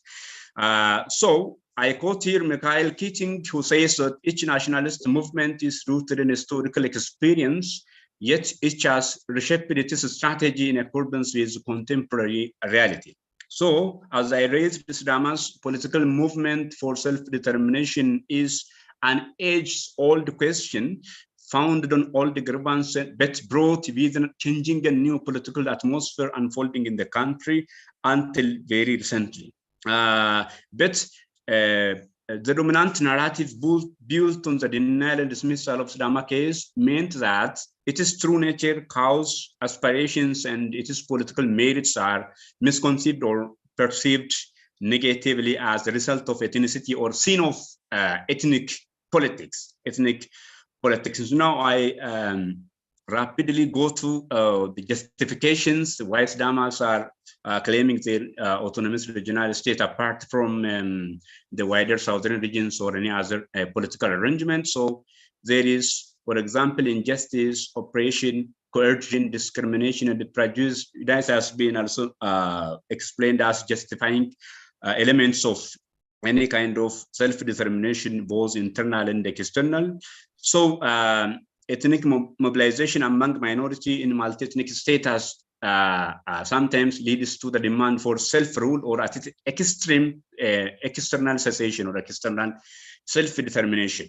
But internal self-determination or the call for autonomous existence under the parent state is not well theorized in the theories of autonomy or federal studies. So some studies also conclude that claims for internal cessation are also received just as negatively as those deployed to support actual or threatened cessation, because cessation entirely is feared to attack them. Two important elements of international law or the United Nations Charter, that is the territorial integrity of state. So the Sidama's content is rooted in this kind of political historiography. So there is a tortoise journey to achieve Sidama's regional statehood. There is many ups and downs, and the regime sometimes employs a varying set of interpretations. Sometimes it says the question is not a genuine question. Sometimes it says that the question is constitutional, but it is feared that it may lead to disintegration of the wider South. So the regime under revolutionary democracy and centralized democratic centralism has attacked or worked a war of propaganda, sometimes violent military repression against Sidama people. The typical case here is Loke massacre of 2002, where some 80 civilians were murdered and many thousands were imprisoned and so on and so forth. The formal demand for Sidama regional statehood was brought in 2005, but it was also aborted due to the coercive intervention of Prime Minister Meles Zenawi. Right? Okay. So he used different tactics to abort the Sidama case so that it may not or it would not bear fruit. So from 2005 to 2018, Sidamas lived under a discontent. And in 2015, starting from the 2015, sometimes violent and peaceful protests broke out in Oromia partly due to massive eviction of Oromo farmers around Addis Ababa or Finfinne, which gradually spread to other regions, and change came. And the Sidamas political movement or regional call for regional self-determination also reignited along with the reformist political atmosphere in the country. But the new political forces were also suspicious of Sidama case, and it was also handled in both peaceful and violent ways. So we see that there is also a mix of some old politics and the renewed costs along the political reform agenda in the post-2018 period. So the Sidamas continued with their question or aspiration to attain their statehood under the strong and energetic, yeah. Okay, let me finish in 1 minute. I'm sorry. You have a chance to explain the official sentence at the end of the 2 a.m. time. I promise I will discuss earlier. So let me start you here. Thank you so much for the excellent presentation. Now let's go to the second presenter, which is Mr. Manuel Fundera Dalata.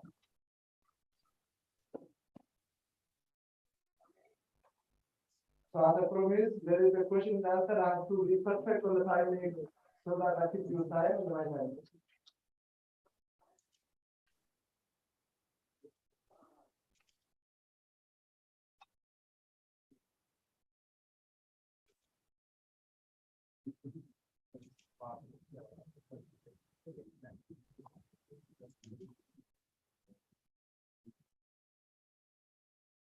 Okay, Maharaj, you got that?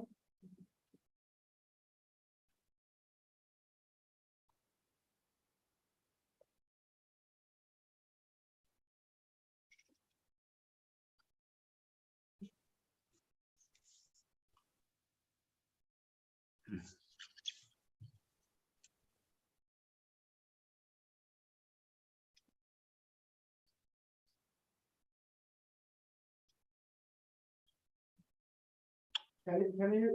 Can you start? Can you speak? Mr. Maharaj?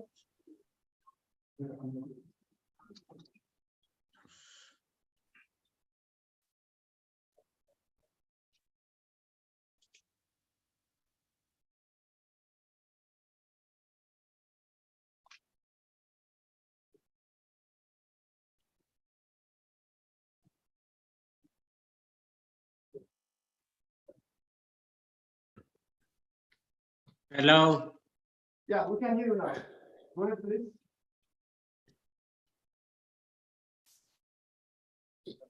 You are again muted, Manenus.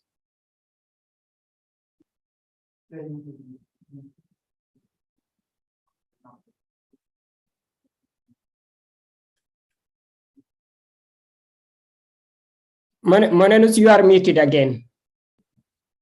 Please unmute yourself.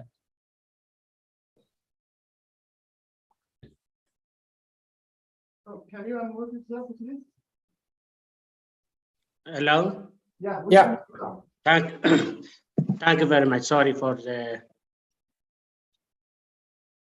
Okay. Thank you very much. Thanks to the American timing and the OSA. At this time, I'm wearing not pajama, but I'm wearing a very different. Okay, so the topic is the struggle for self-determination in Ethiopia. Is it a quest for multinational federalism or beyond? So I will try to be as brief as possible. And let me begin by explaining the correlation between federalism and self-determination.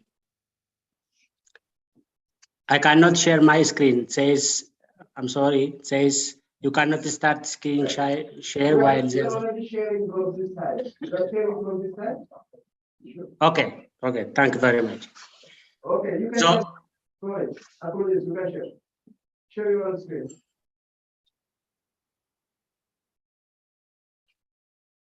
Thank you very much. So let me begin with the correlation between self-determination and federalism. Here is a paradox. On one hand, federalism can be a binding force enabling the creation of a unity in diversity, not diversity in unity, which is a centralization element. At the same time, it is a force that can be a first step toward this cessation. In this case, meaning enabling and institutionalizing a cessation factor. So in Malta, ethnic federations, which means where federal constituency and identity, whether it be ethnic, religious, or linguistic boundaries coincide, it is impossible to remove the politics of nationalism. In this case, when we say nationalism, it is ethno-nationalism that is pertaining to establish this own independent state.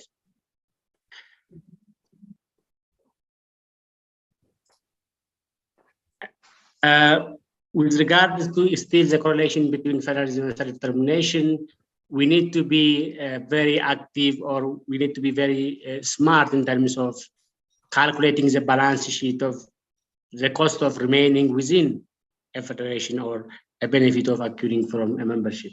So if there is a reasonable balance between these two factors, we can say that federation is succeeding, but if not, the federation is failing. So this is a literature as far as the correlation between federalism and determination is concerned. The point I want to make here is federalism or federation is one aspect of the broader question of self-determination, in which, when we say this, in which both one's self-rule and the shared rule, the common shared rule is entertained as well. So federalism is not, federalism cannot go side by side with self-determination. This is the way, the narrative or the perspective I want to rely on. Rather, federalism is one aspect of a broader self-determination. So let me back the basis of people's right to self-determination in Ethiopia. So what are the basis for Ethiopian people's self-determination struggle or quest for that? There are three basic unfortunities in the last political history of Ethiopian state. Number one, the Ethiopian state denied peoplehood to the ethno-culturally and linguistically diverse peoples. And the second one is Ethiopia linked, unfortunately, citizenship and nationality together. And the third one is Ethiopia tried to create a homogeneous society, one homogeneous society out of the Malta, out of more than 81 or 85, whatever the number it is. So according to Marara, there are three competing nationalistic perspectives. You are all, I hope, aware of these issues: the nation building thesis, the national operation thesis, and the colonial thesis. So despite the changes in regimes ideologies in Ethiopia, there are two factors that are termed as independent variables in Ethiopian politics. Higher degree of centralization of all aspects of power in the center, and then the despotic governance, which means a democratic deficit, whether it is during the imperial regime or Derg regime or EPRDF or contemporary political landscape. So again, according to Marara, the Ethiopian people's self-determination struggle for self-determination in Ethiopia context is either a desire for a genuine autonomy, which is self-rule, or for independent statehood, which is secession. But these days, I will be back to this point in the latter slide, but these days, Ethiopia seems to be 3 steps back to its ancestral account, maybe imperial or the Derg regime, or I don't know, everyone is better than me in terms of where the Ethiopia's current ancestral account would be. So when I mean by that, the contemporary governance approach based on Hager or Kivla Hager state and sub-state dichotomy, where this was the case during the imperial and the Derg regime. When we come to the normative and the empirical insights of the self-determination as per the 1995 FDR Constitution, I don't want to waste my time here, but in the preamble, it is clearly indicated that Ethiopian nations, nationalities, and the people's self-determination up to secession on the basis of 3 or 5 very basic elements.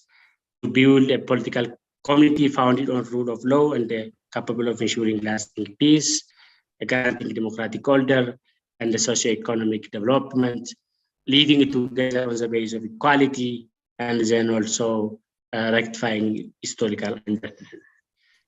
So as far as the normative sides are concerned, so many provisions in the Constitution are pro self-determination, not self-determination, but it says fully and the free right of exercise to self-determination. The empirical sides is full of challenges. So there is a politics and the procedure, and so also the challenge of two-thirds majority, securing two-thirds majority as a technical challenge to a dangerous road breaker. So this is a comparative part. I want to make point. Maybe before that, there is an empirical challenge. For example, this is my question: which people so far has fully and freely exercised this constitutional right to self-determination in the Ethiopian Federation?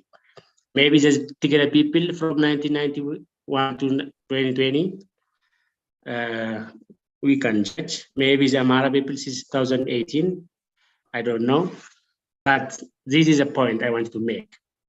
There is a symbolic statute arrangement for some people since 1995, but except for the Tigray region, no one has fully and freely exercised their constitutional rights to self-determination. The Oromo case is obvious. So it's a pseudo-like regional and institutional arrangement. Even the Oromo didn't test partial right to self-determination.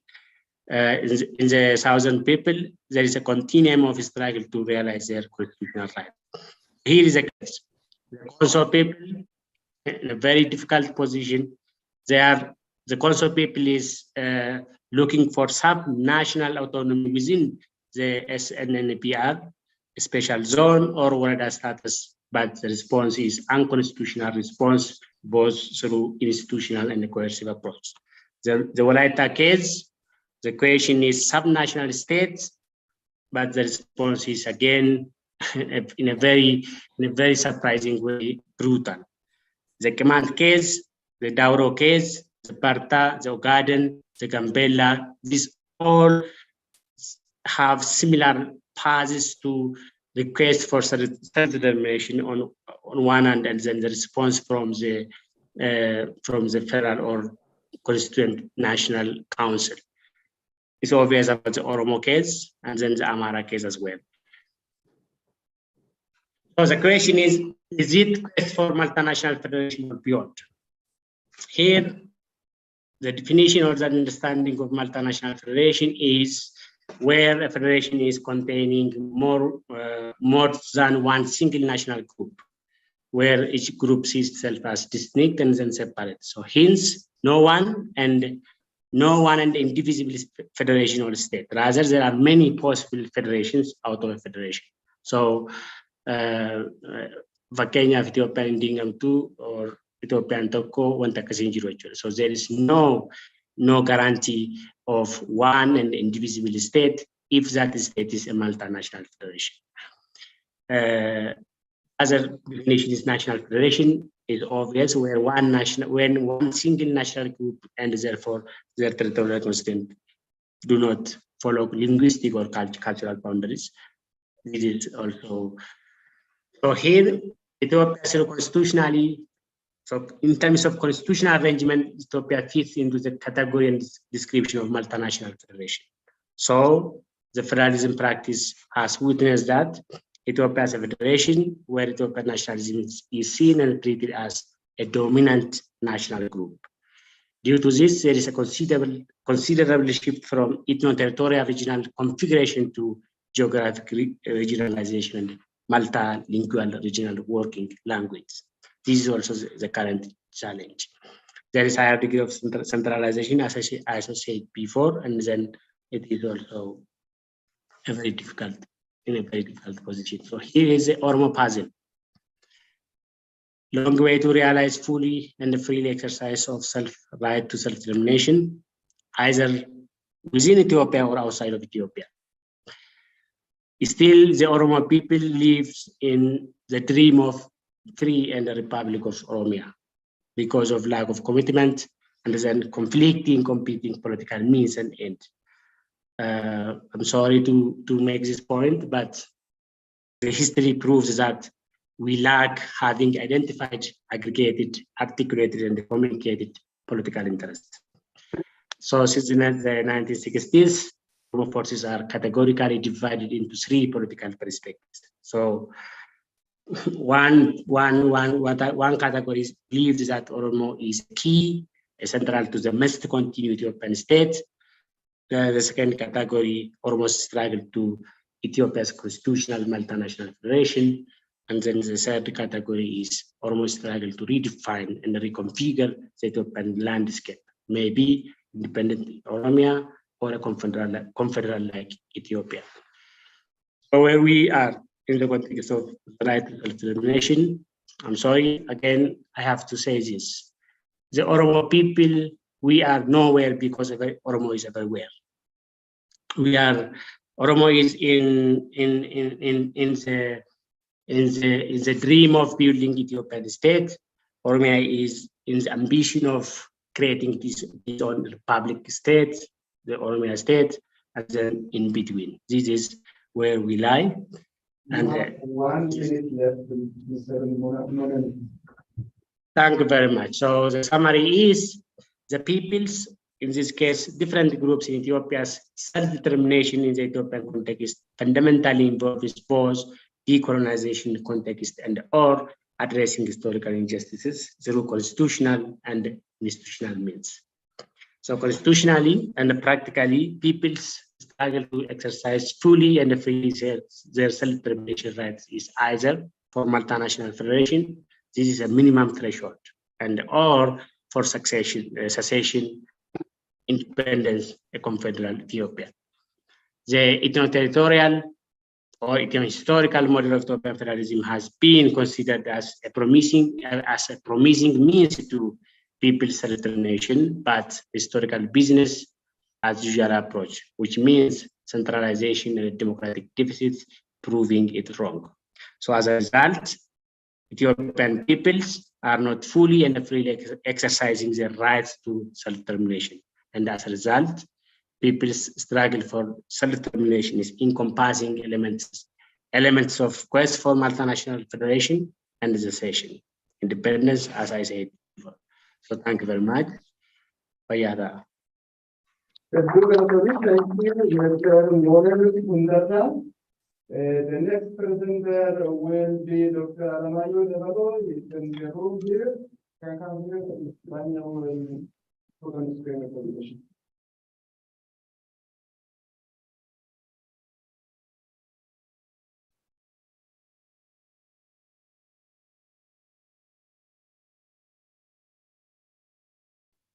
Thank you, for kind introduction. Hello, welcome everyone. Before I start my presentation, I would like to tell you a brief story in Oromo.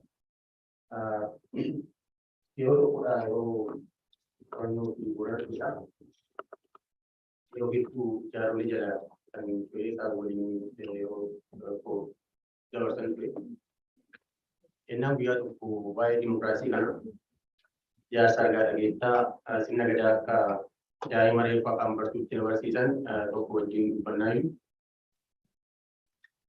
Si Alamaayyoo naan jedhanii dimokiraasii namni baanu kun ka gadaa caalu kun kamii naan jedhan. Ani Oromiyaa kanallee fuulaa hedduu deemee argee federaalas argee carraa biyya Oromaallee deemee ilaaluu argeera. Ammoo takka kan sirna gadaa keenya qixxaatu hin argine. Gaafa Haile Sillaaseen sirna gadaa kana balleessuudhaaf karaa hedduu duula hedduu ture. Dadhabnaan ijoollee karaa barnoota modern education karaa sana ijoollee mana barnootaatti geessuudhaan sirna gadaa kana suuta laanumaan laaffisnaan kan jedhu itti deemaa ture Daadhiin jedhanii. Shaalaqaa jedhan shaalaqaa jaatanii alii guyyaa sana ijoollee gaafsun Hayilasillaaseen humnaan fuudhee barsiise keessaa tokko turanii namoota biraas maqaa dhaatu jaarsi. Ammoo shaalaqaa jaatanii fa'aa gaafa barnootichas baratanii yaaballoodhaa Finfinnee baratan gaafa baratan deebi'an waan yaadame sana otoo hin taane aadaa ofii cimsuu irratti hojjetanii jedhan. Har'a immoo ijoollee siniin yeroo ilaallu namoota baratan jedhamu yeroo ilaallu yeroo ilaallu akkam waan sin baratamuun waan of sin wallaalchisu ammoo akkam waan isaa jedhanii gaaffina gaafatan jechuudha. Sirna gadaa mirga dhala namaatii fi bineensa bosona keessa jiraatuuf mirga kennee fi kabachiisu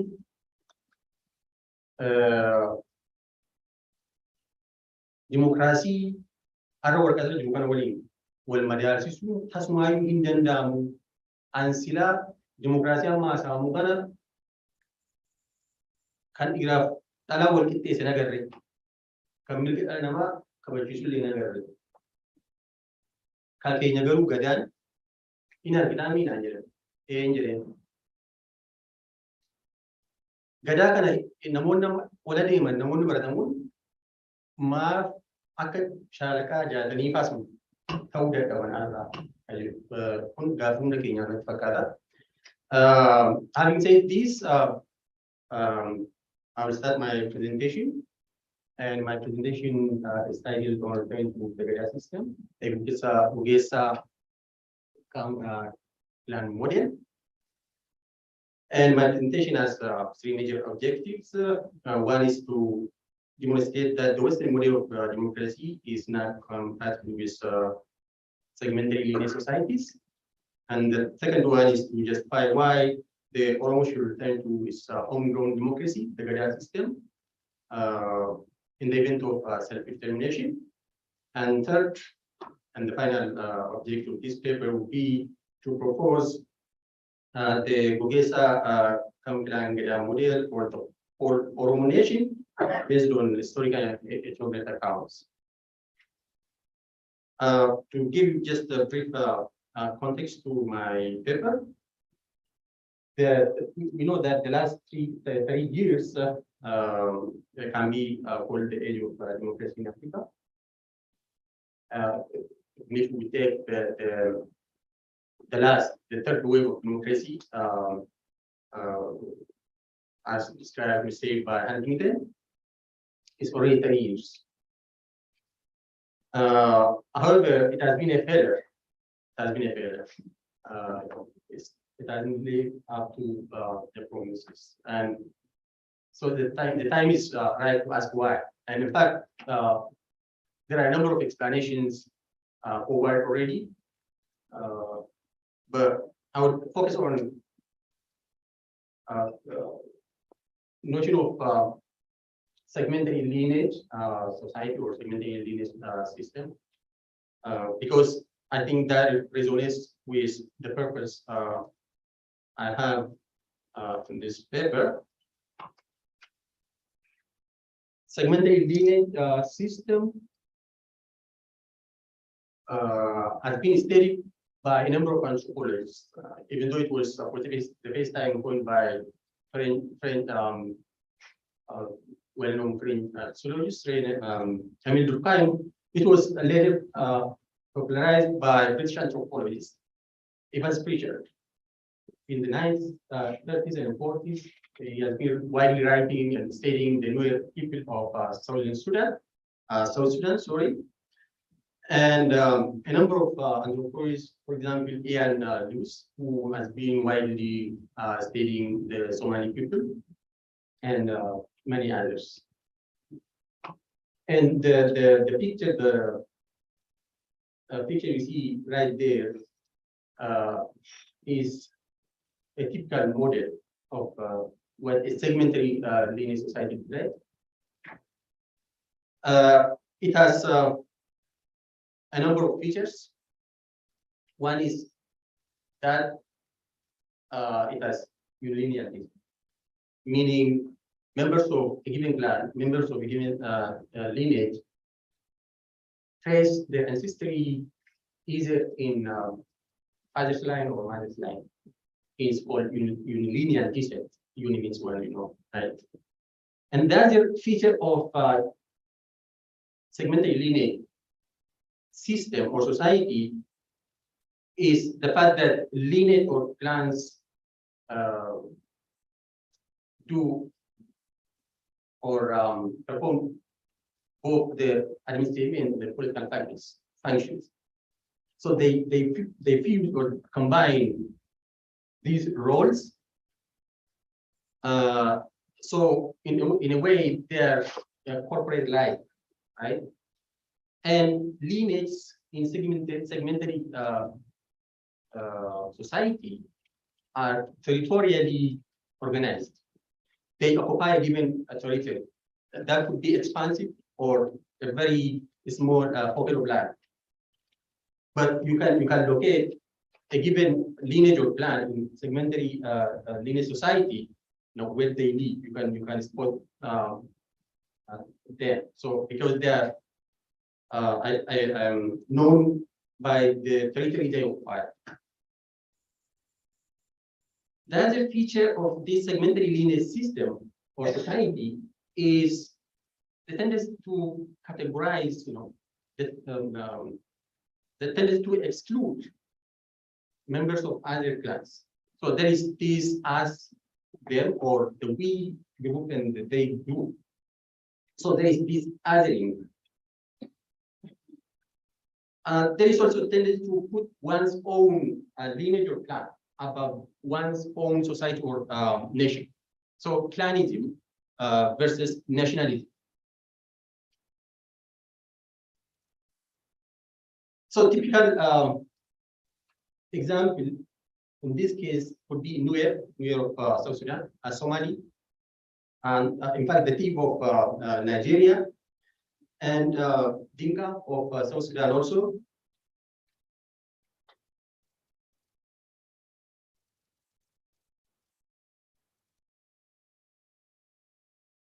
In the case of Somalia, like I said earlier, I'm quoting here Ian Lewis, who said the Somali people, you know, for the past couple of decades.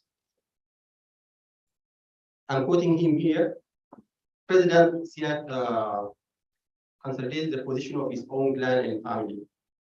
And then he said the regime's appeal for Darut solidarity evoked a corresponding attempt by the ISAC to invoke a wider based higher level peer solidarity to include the important Awie clans in whose territory Mogadishu, the capital of the republic, is located. That is, by the way, the clan structure of the Somali people. The clan structure. It looks like that of the Oromo.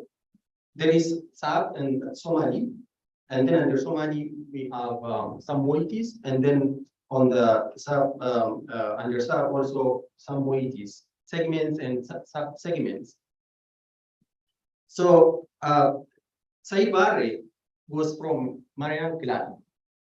If you can see Marian clan, so he's from the Marian. When he was in power, instead of promoting Somali nationalism or Somali national unity, he was recruiting staff from his own clan and strengthening his own clan in his own family. Because of that, the Ishaq clan from the other side, from the other segment, were fighting against his regime. So what Siad Barre did was to, you know, call on the route, the wider segment beyond the American, to assist, to stand with him in the fight against his own brother, the ISAC. During this time, what the ISAC did in response was on their part to call on the larger segment, the IRIL or GRIL.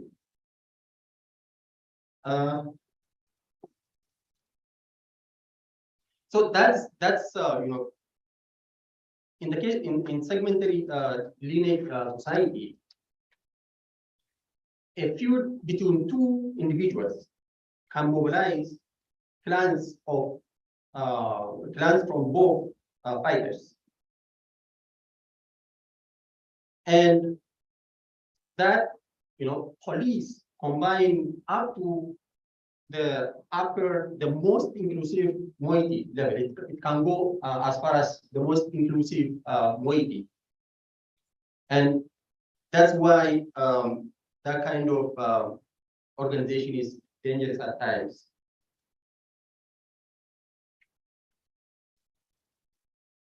So my question here: can Oromo social structure be considered as a segmentally linear society? I mean, that's to say, is the Oromo like the Somali, for example, in terms of kinship organization? And my answer is yes. However, even though Oromo can be considered as segmentally linear society,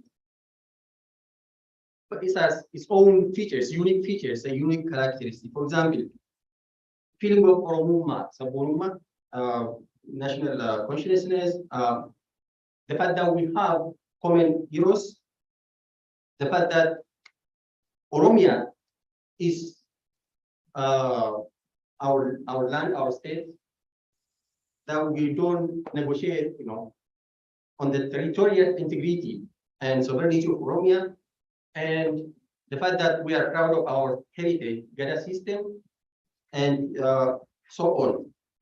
So return to Gada system, and one it will be a little bit faster. In the event of self-determination, should we still worry because the Somali and South Sudan have failed to live up to their promises? Yes and no.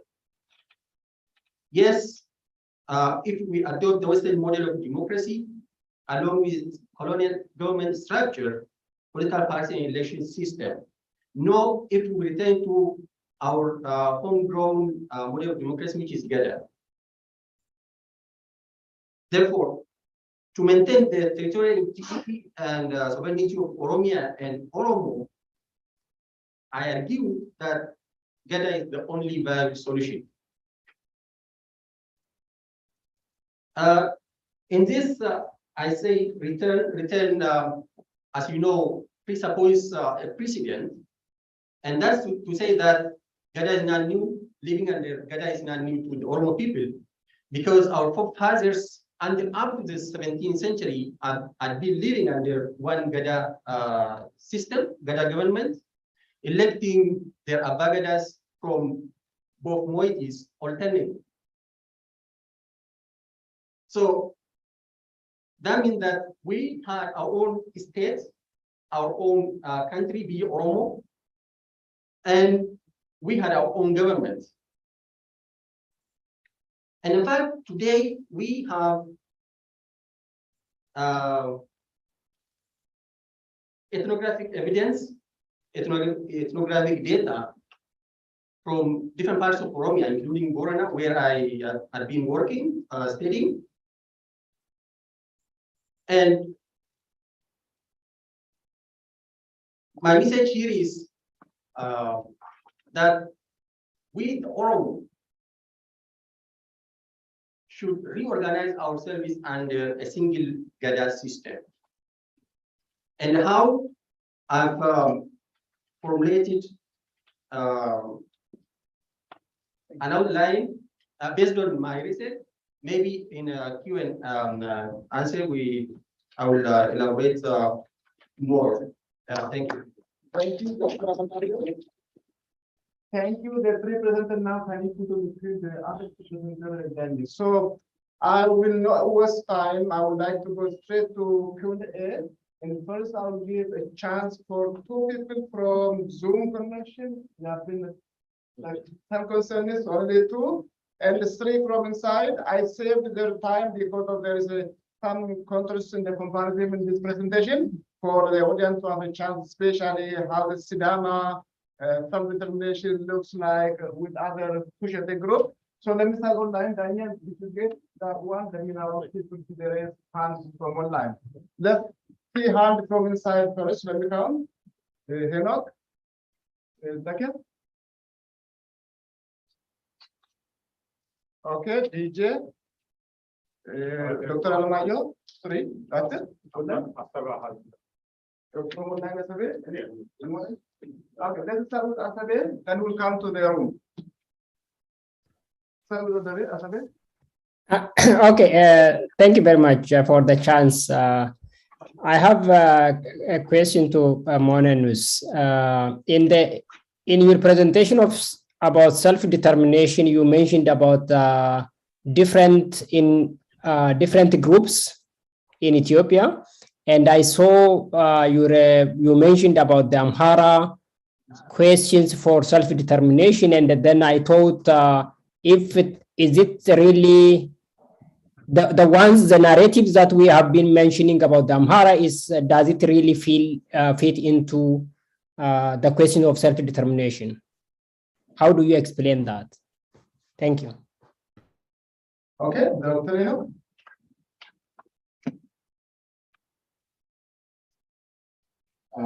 This question is specifically for Monenus Kundera. So would you mind sharing your insight on the economic aspect of self-determination, particularly in the context of the Tulu Happy Gold Mining project, if you have any direct information? This is, I mean, if you're willing to share, you don't have to, but when we talk of self-determination, not only the political steps, but also economic sovereignty, permanent sovereignty over what's under the land of Oromia is one of the major aspects. As somebody who might have a direct information about this, would you mind sharing your insight about the Tutuka Gold Mining project, which is located in Western Oromia?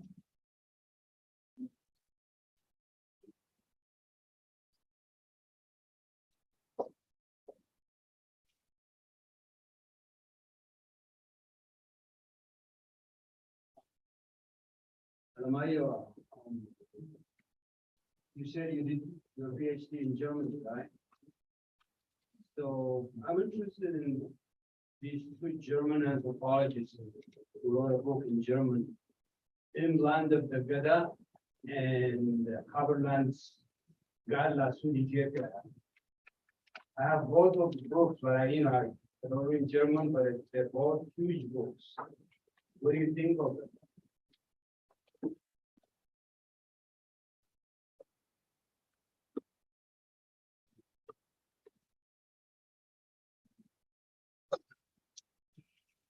With my question also is to Alamayo Hello.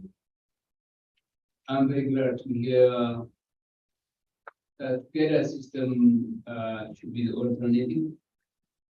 But as you yourself you said, GEDA's democratic system is applicable to lineage or segmentary lineage system.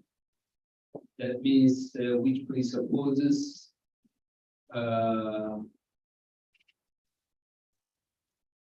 attachment to the land or permanent location for that land. So in the modern world where social mobility is very high and means of living is also very diverse, how do you imagine that GEDA system could be applicable? Thank you. Last question is from Zakir.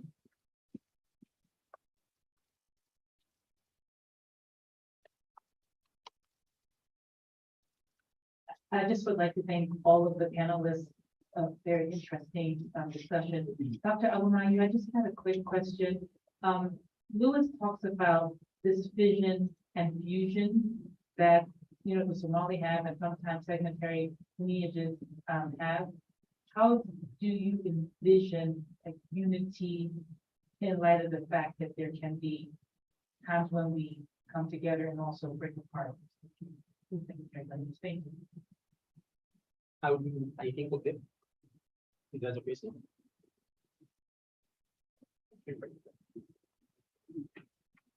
Okay, so now to the panelists. Let me start with the Dr. Alamayu. Thank you for the questions. Your question. In fact, they were written in German, you are right. But they are summary. If we, I don't know if it's looked at that of Abernathy. What the end of that book, in fact, is very good book. And what the end, it was summarized in English, and that English summary is very important. But overall, they are good. I mean, they are good. They are not perfect. They are good. If they are translated in English and can be accessed by wider readers, it helps. I've read it. Now I'm just forgetting most of my German, but I've been, you know, out reading out. I could understand. I could comprehend German, so I read them. I use them. I referenced them in my dissertation. In fact, yes. To your question, in fact, I'm not a proponent of there are two models in Oromo democracy, so to say. One is the confederacy. The other one is this here, the one I proposed here, the Gogesa clan model. And in fact, I assume that our forefathers were using this model when they were combining both moieties, the Borana and Barintu, and electing Bagadas from both moieties.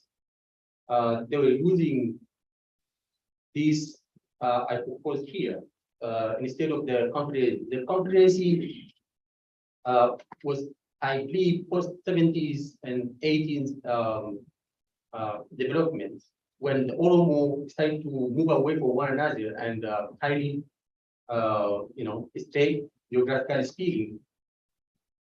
It was as a result of that they developed the confederacy, because we see during 17th and 18th centuries, the Gada are highly decentralized to the extent of every clan and lineage having its own Gada.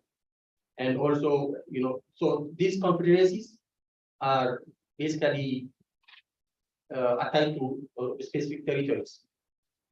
So I'm not a proponent of that one. I am a proponent of the Gogesa clan model, because that horizontally integrates every Oromo clan, every Oromo moiety across Oromia, from south, north, east, west. And that would be, in fact, not on the base of Luba, but on the base of age, the biological age and not the structural age. Because Luba, I don't think would be practical in today's time. I mean, that wouldn't be practical. But I'll go for the age. In fact, I didn't finish my presentation. These all were towards the end of my slides. To your question, the issue of fusion and infusion, yes. In all segmentary lineage societies, that's one feature, yes. So clans divide, which is fishing. And in fact, that's true in Oromo also. I've studied kinship when I was studying Gada also. In order to understand Gada, you have to understand the whole picture of the Oromo. And one would that was the issue of kinship. You have to understand Oromo kinship in order to understand Gada also. If you look at the clan, names of clans in Borana and Reservoir Gora, most of them you will find in Tulama, in Macha, in Siko Mando, in Itumana, everywhere. That shows how the Oromo clan divides, which is fishing. And coming to the issue of fusion, which is policing, combining, in that case, you combine up to the larger, the most inclusive level, from minor lineage up to the major lineage, and then the moiety, for example. So that's really. Thank you. I don't know if I've answered your Let me question. give a chance for Morenos and Filipino to react to the questions raised from the house. First, let me start with Filipino if you have anything to add.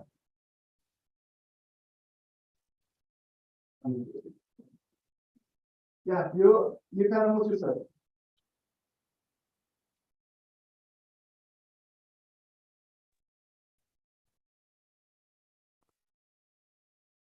Hello. Yeah, Okay. I'm having an unstable internet connection, and I did not hear the questions raised from the house. I'm sorry. Maybe you summarize the question.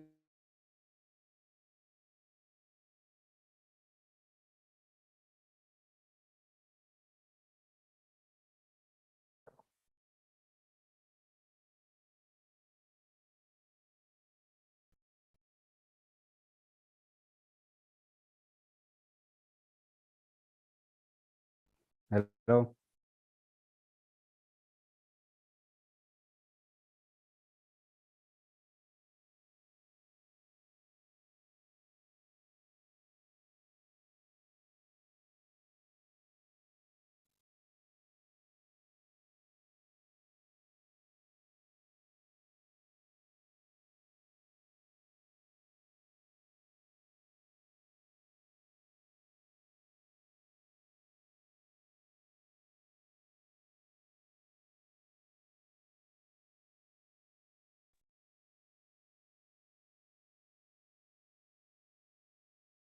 Hello.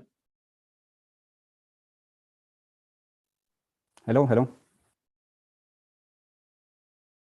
Can I proceed till letting you know get secure connection, please? All right. So, did you get my point?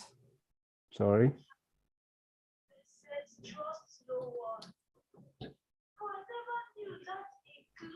Hello.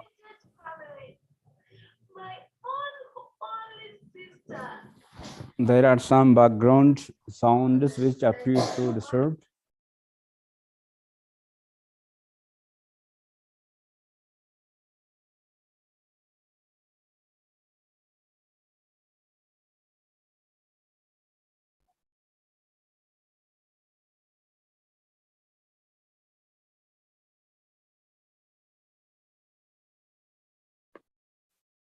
Can I proceed, please?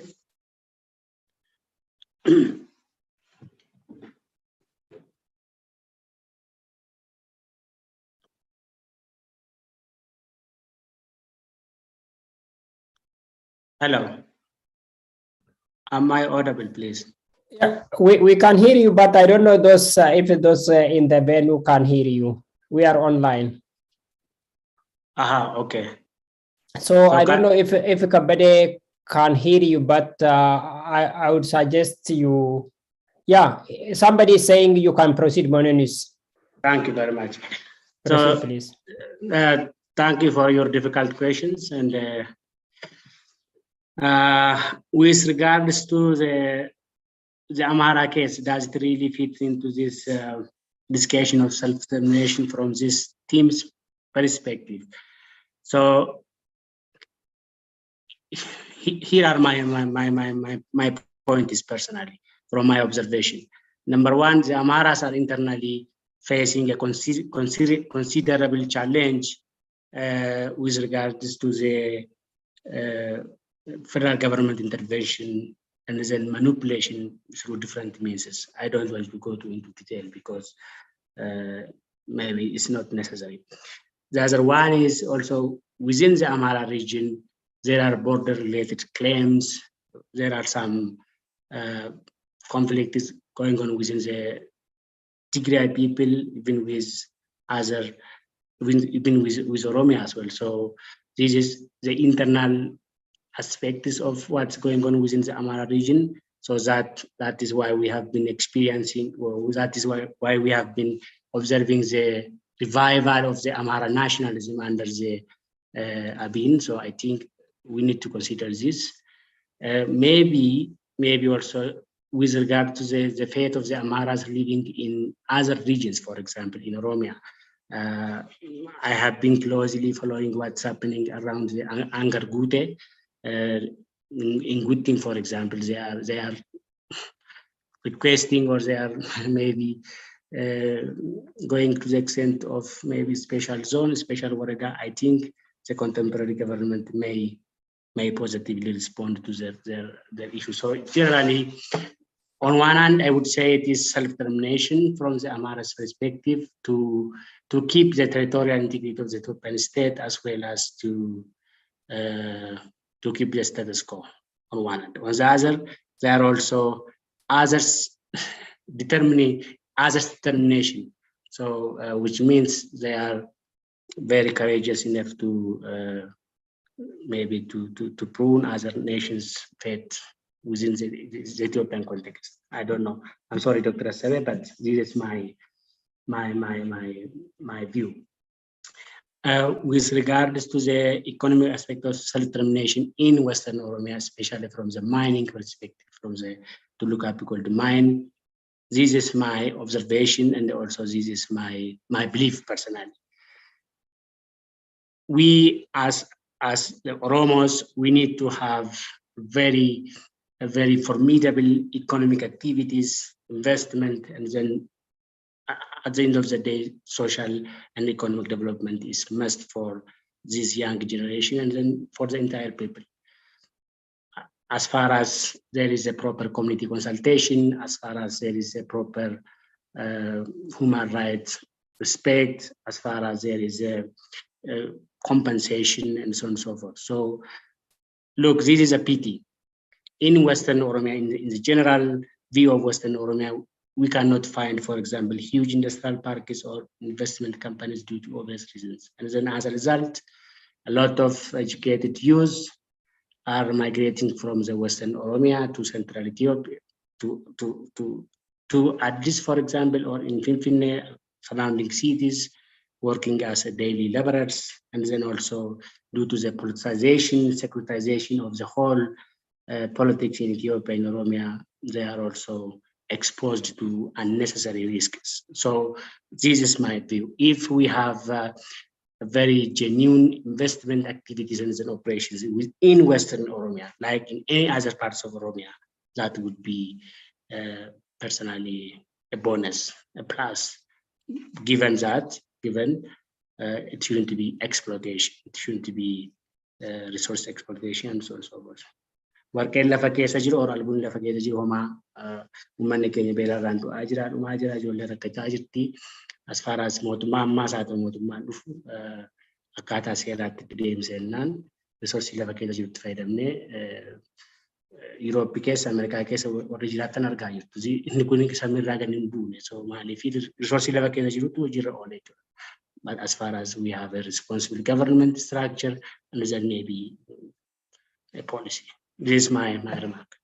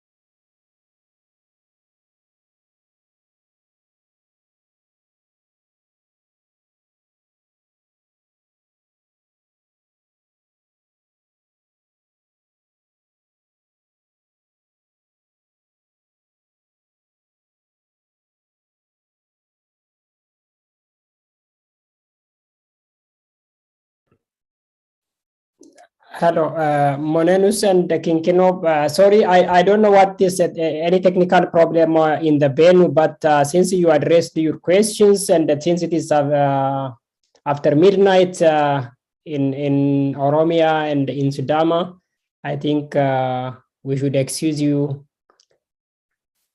to take a rest. Thank you very much.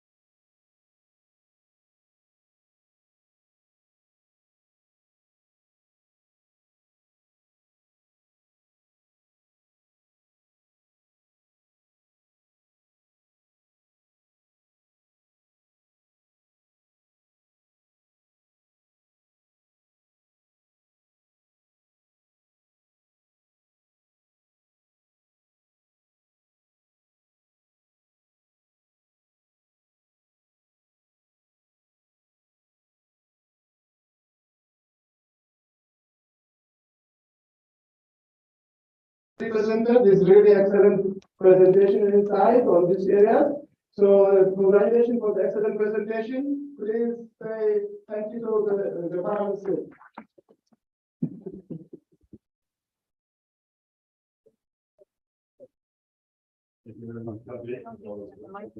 Okay. Beautiful and delightful.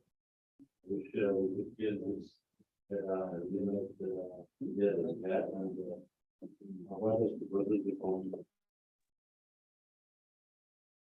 this happens next. This is about Oromo, like the presenters and the moderator of all to come join us, and we have one person on Zoom. On the meeting. Please come to the stage. This panel is going to take a look at the development and relation of Oromo and some policy changes that need to be made, challenges we will face, and we have really the father of COVID generation, the father of COVID, the work that Oromo will be leading this panel. It's a critical decision at the right time. So definitely gave rise to the COVID generation. So he is definitely the best person symbolically, even intellectually, to lead this panel. Thanks so much. Please give him a hand. I have to give him our time during this panel.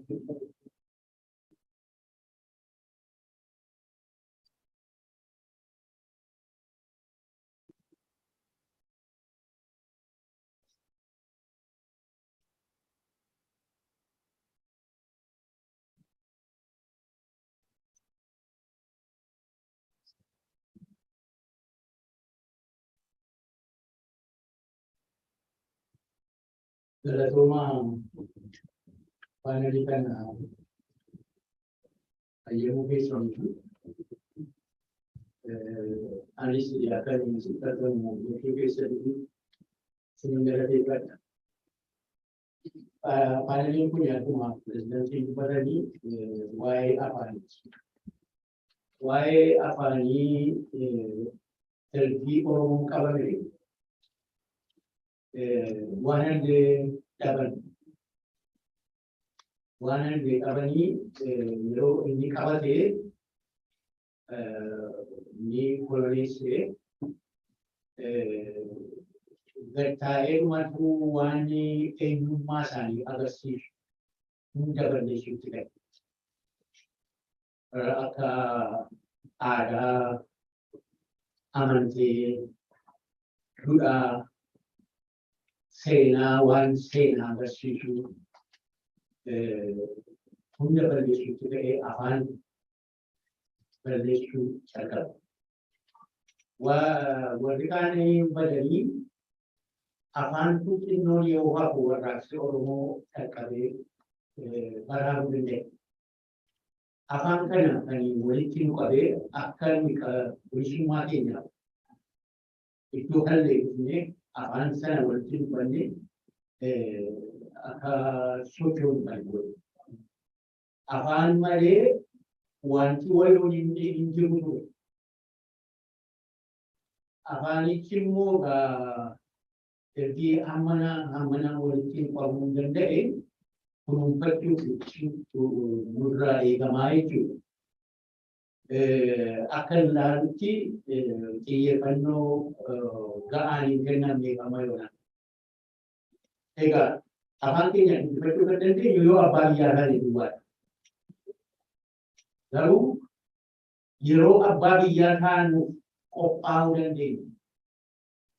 Beri ada gitu, beri dia mungkin akan sel akan ni mata politik profesional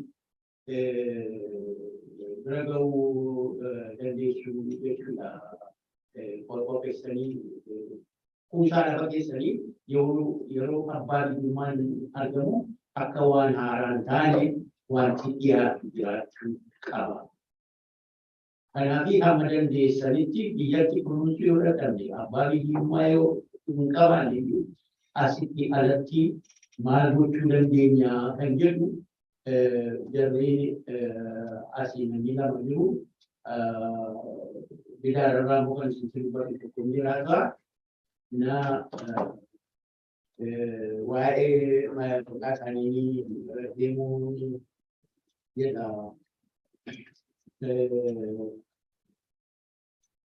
calkaba Muhammad Amin Ababiyati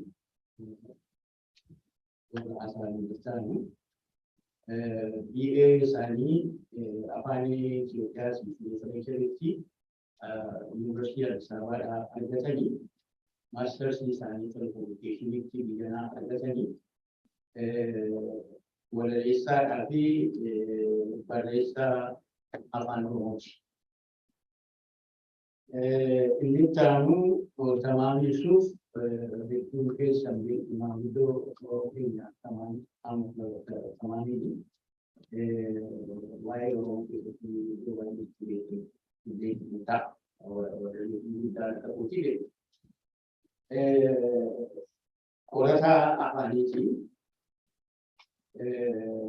apa Oromo consultancy Robert University master sisa linguistics di York University Toronto di Canada ega juga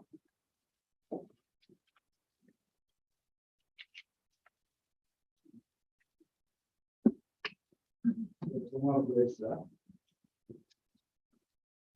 ega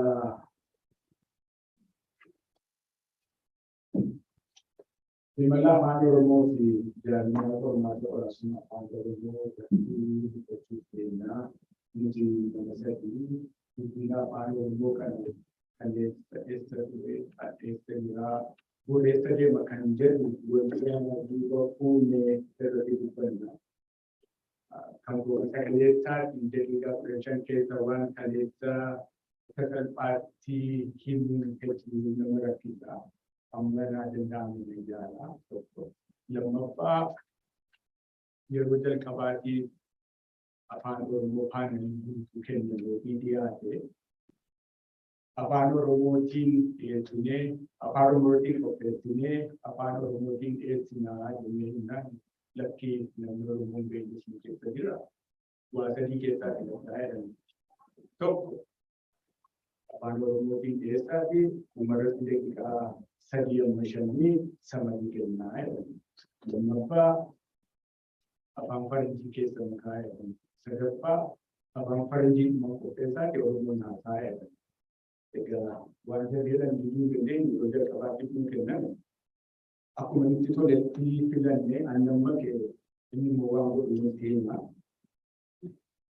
Simila guddina afaanii keessatti obbo Ibsaan Dannuusaa jedhanii kanaa introdakshinii isaanii kan keessa hedduu deemus hin barbaadu. Afaan hawaasa tokko keessatti hedduu barbaachisaadha. Aadaa fi isaatti kanan qopheeffachuu danda'ama. Yoo guddifatan yoo guddifatan hin jiraata. Yookiin ta'uu danda'u afaan Oromoo ajjeesuu sadarkaa fi sadarkaa irratti godhamee didee kun amma ammaatti cicciyaa gaheera. Amma immoo karaa kamitti deema kan jedhu kan irra jira jechuudha. Egaa afaan dhihoodhaaf fagootti yaada dabarsuu, odeeffannoo dabarsuu waan adda addaa godha. Namni hundi jedheera waan itti dabaluu barbaadu akkuma waan gaarii qabu waan gadheenis keessa jira. Soba afaan faajjii kanaan darbuu danda'a. Teoriin maal jechuun malee xiyyeeffannaa kennaa miti. Egaa imala barreeffamaa yoo ilaallee jennee afaan Oromoo laatiin yookiin qubeedhaan barreeffamuu filatee jira. Eessaa fidee filatee maaltu ture kan jedhu irra fiiga malee bareechisuudhaaf yeroo qabu. Kophii adda addaa qopheessineerraa kophii kennan ilaaltanii waan kophii gaasaa argachuu dandeessu. Amma afaanii fi barreeffamni wanti hidhata qabu. Afaan immoo ofuma keessatti akkaataa itti socho'u qaba.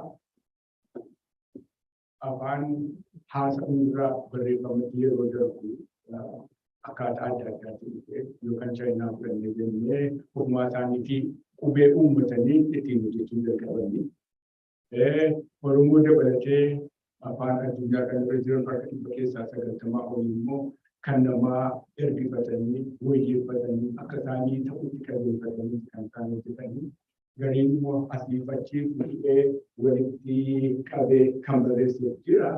So seera barreeffamaa kana yoo ilaallu amma waggaa 5,000 deema. Sanarratti tajaajiloota adda addaatu jira.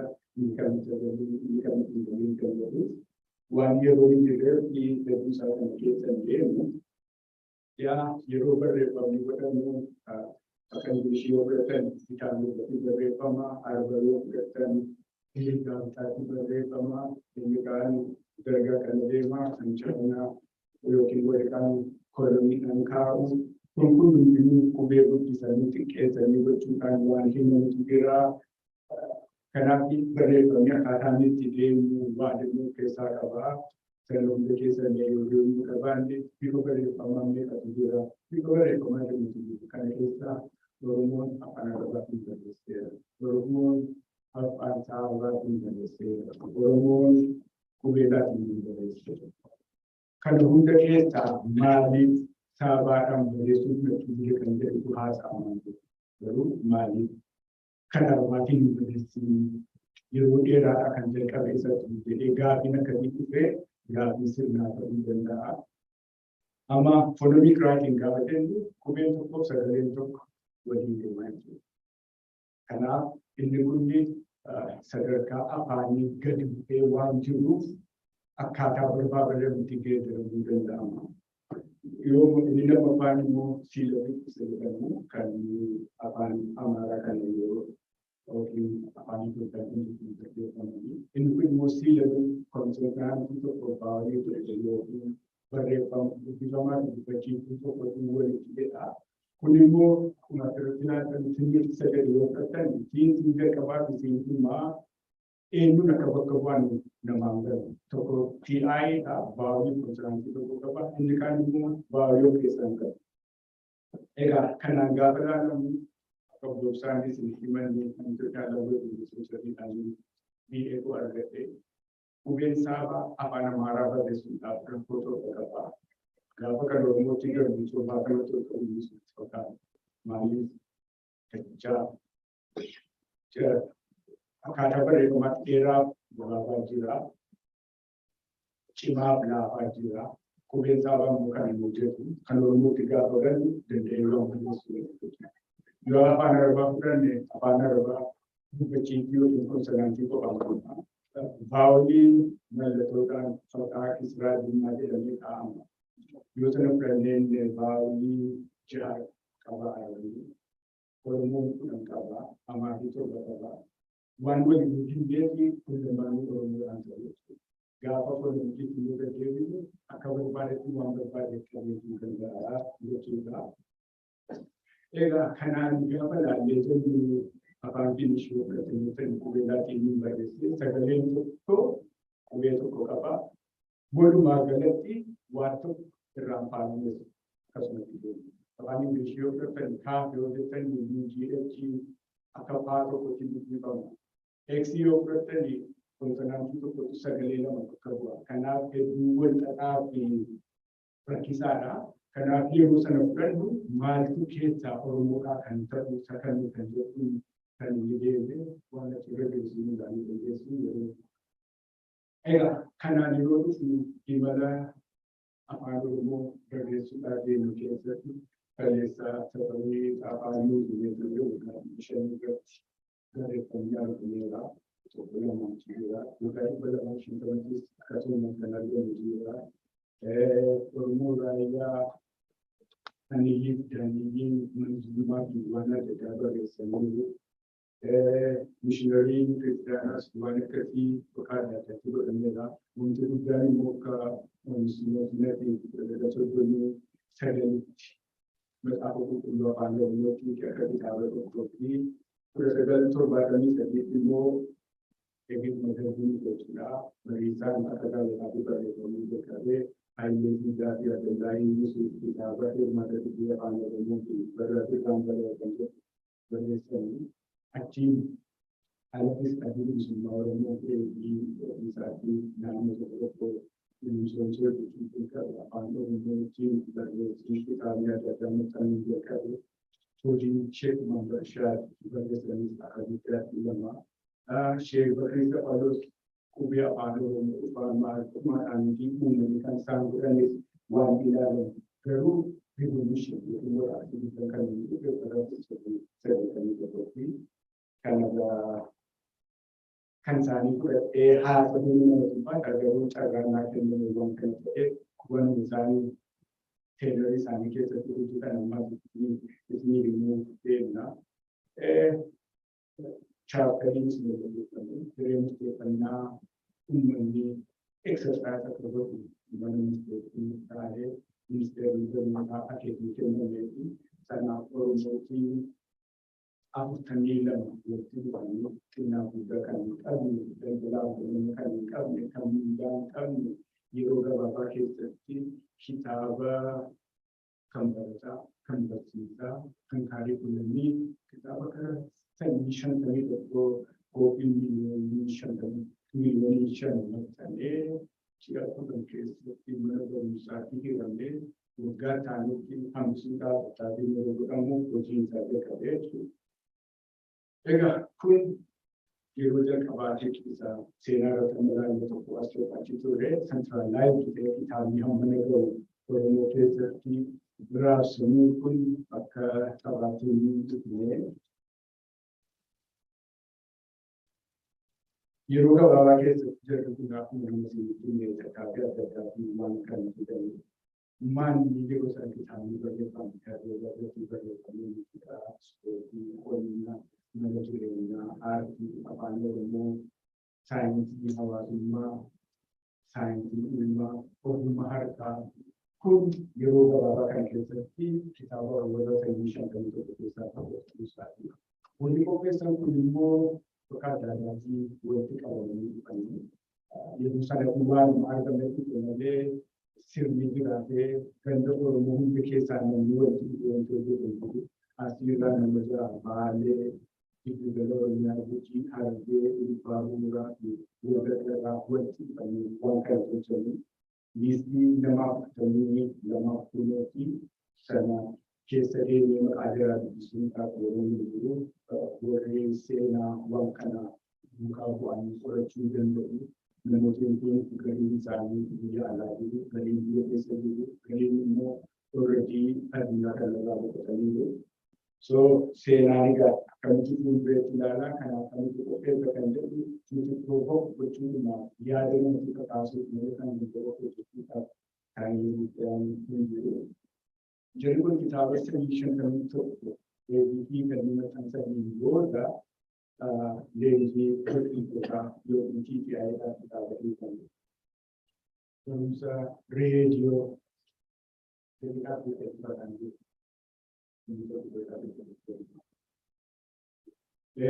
Barumsa reediyoo afaan Oromootiifis qophii adda addaa qopheessanii jiru. Egaa kun hundi godhamee afaan Oromootii akkamitti walitti dhufee maal godhamuu qaba kan jedhu namoonni hangi tokko qormaata qoraasummaa afaan Oromoo kan jedhu. Akkuma bunaa shaayii gaafa jedhamu lammaanuu walitti dhufu qormaata sun taa'e qormaata qoraasummaa ta'an jira jechuudha kan irratti hubatudha. Kaayyoo gurguddaa qaba. Kaayyoo sana tokko tokkoon hin deemu.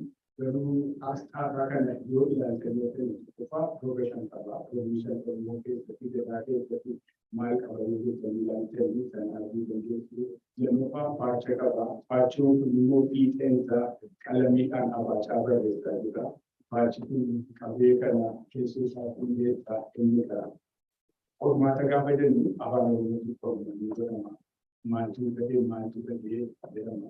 Achii ka'ee qoraafama. Qoraafamuu jechuun maali? Mi'eessuu, dhugeessuu akka namni nyaatu jechuudha. Sanaaf immoo namoonni kun walitti dhufanii sadarkaa afaan Oromoo sirna tolchan irratti akkamitti adeemaa jira.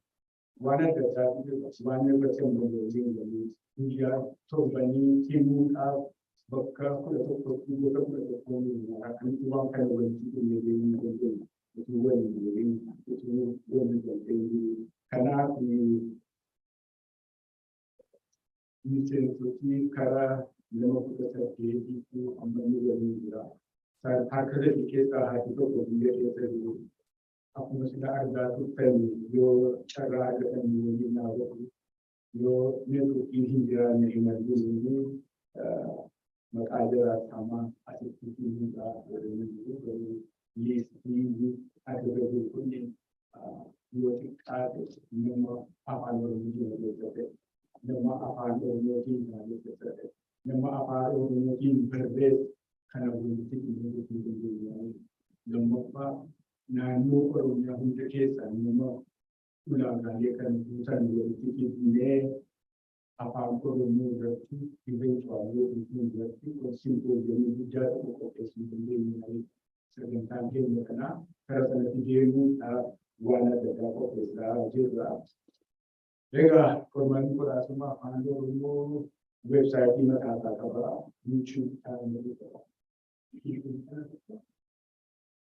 YouTube chaanalii mataa isaa qaba. Yeroo atleetii torbeetti guyyaa tokko wal geenyaa. Torbeetti guyyaa tokko wal geenyee waan sa'a lamaa sa'a sadii yookiis deemaa isaan booda editee ta'ee cimcitee akka namaa ta'utti qopheessina. Gariin editee qophaa'ee gariin ammallee edishinii godhudha. Akka argitan kun waan gadi ta'ee dhimma facaafamee hundisaatu sa'a tokko fa'aa daqiiqaa 40 duraan tokko waraqaa tureen dheeraa gadi buusnee so kana akkasitti deemaa jirra. Asirratti naarraa hedduu darbamaa immoo wanta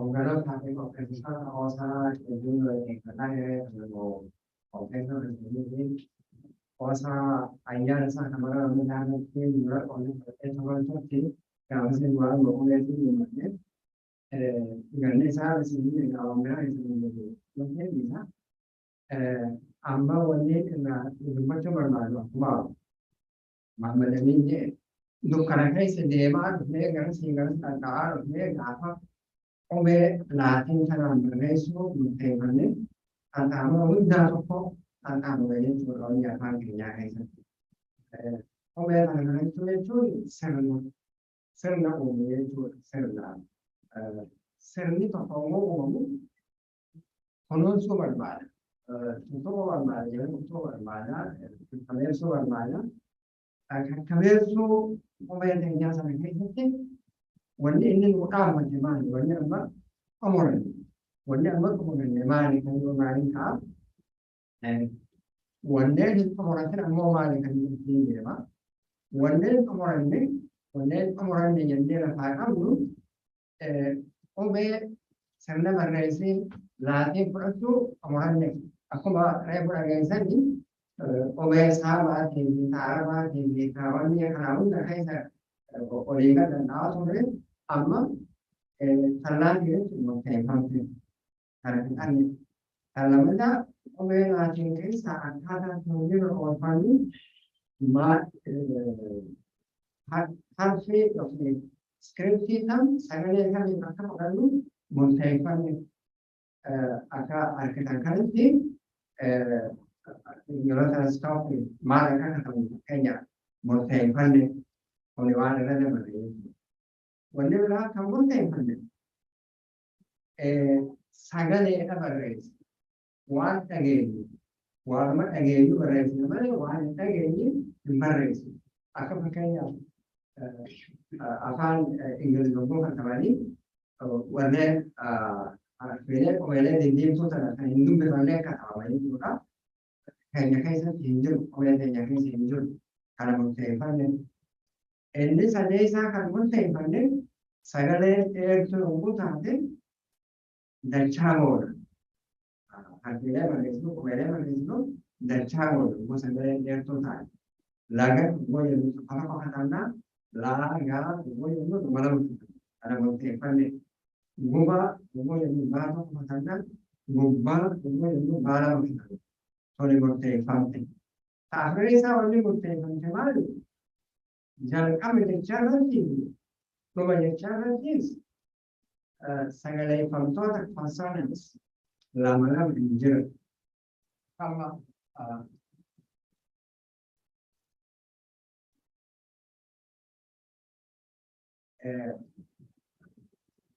akan akan kalah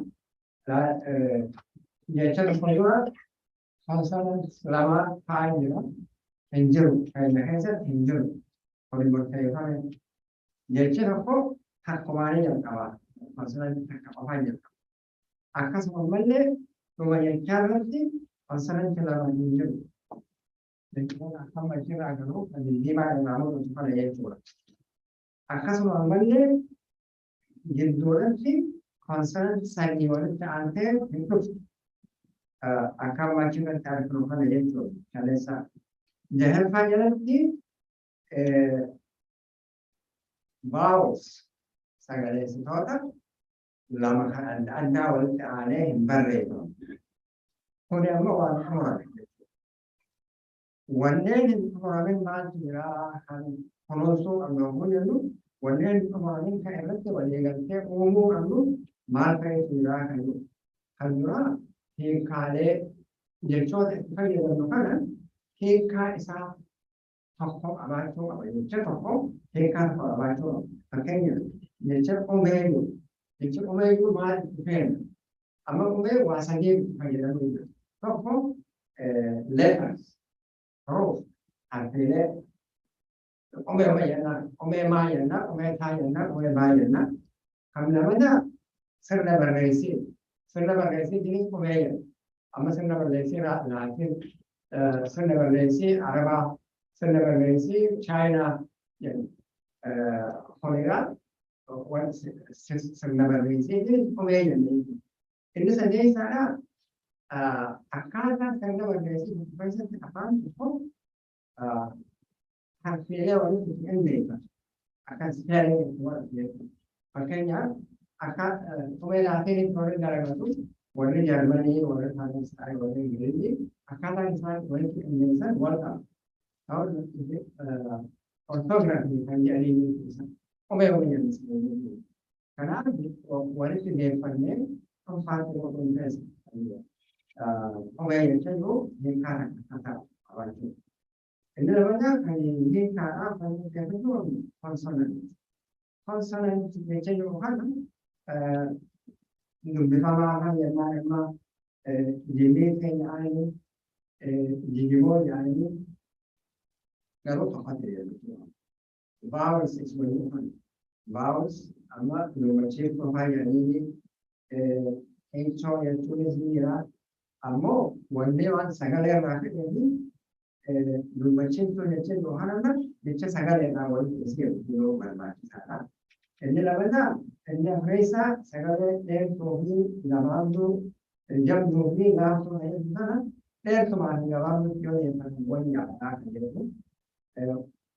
Wanni amma asitti isin yaadnu kun waan qormaataa fi qoraasuma keessatti irratti mari'annu kan irratti mari'annee bilcheessaa kan jedhu akka bilcheessineeni akka uummanni irratti mari'atu yaada keenya weebsaayitii fi wanni kanarratti baafna. Inni lammataa inni shaneessaa kan hiikaa isaa wal fakkeeffachuu qabna yookiin immoo qulqulleeffachuu qabna jennu daayigiraam jechuun daayigiraam jechuun amma afaan keenyatti qubee dachaa faayii ooli.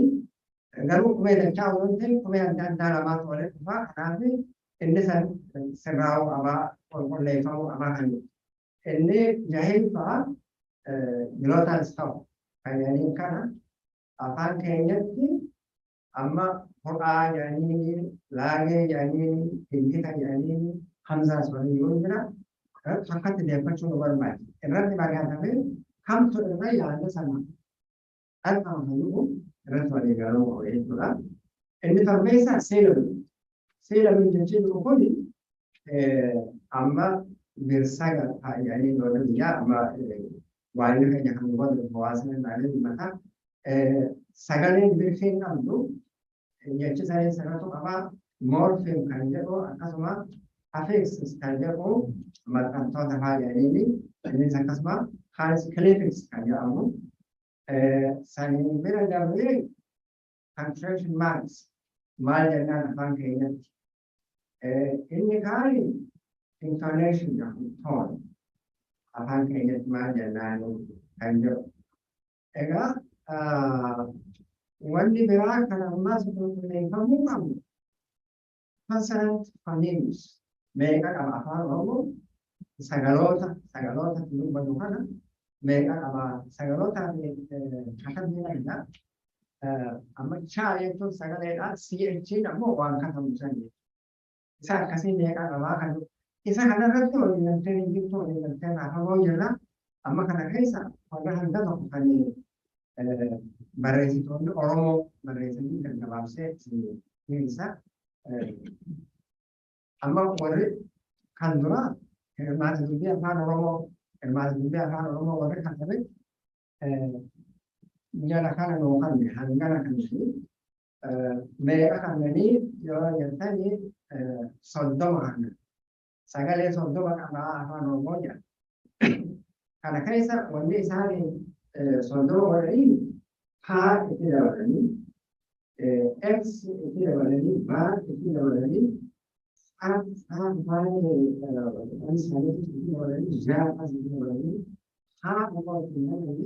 akkasitti soddoma kan isaan bakka raayyaa qabuuf laala amma asitti hamzaa baay'ee akka hirmaatan biratti dhufan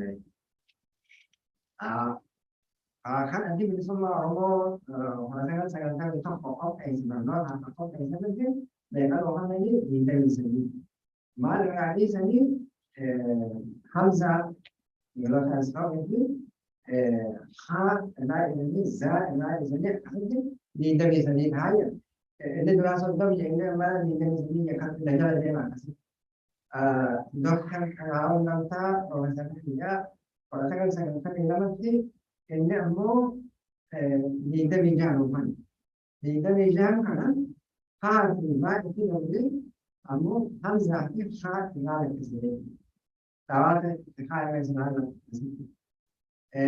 ذكر المسلم سألتني أقول تكلم ما يسمى سنتي دي ده بيسمى كني إني عندنا كني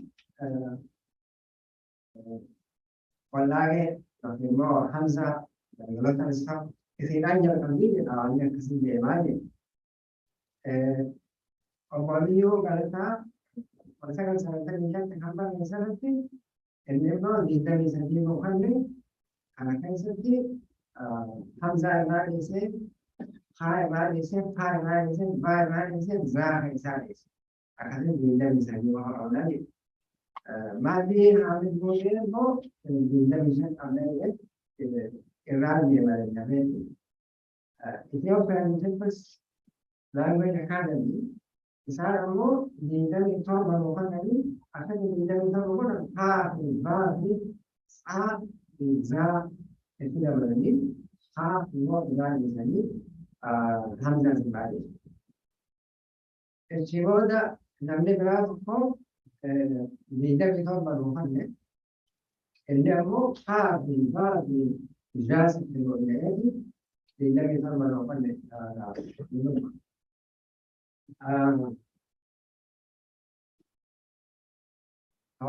Amma Syekh Muhammad Rashad bara pada sangat hormatan bijak di pemalam di tempat angkat itu di dalam sangat mohon ini hamzah ini kha ini sad ini ha ba ini di dalam sangat mohon.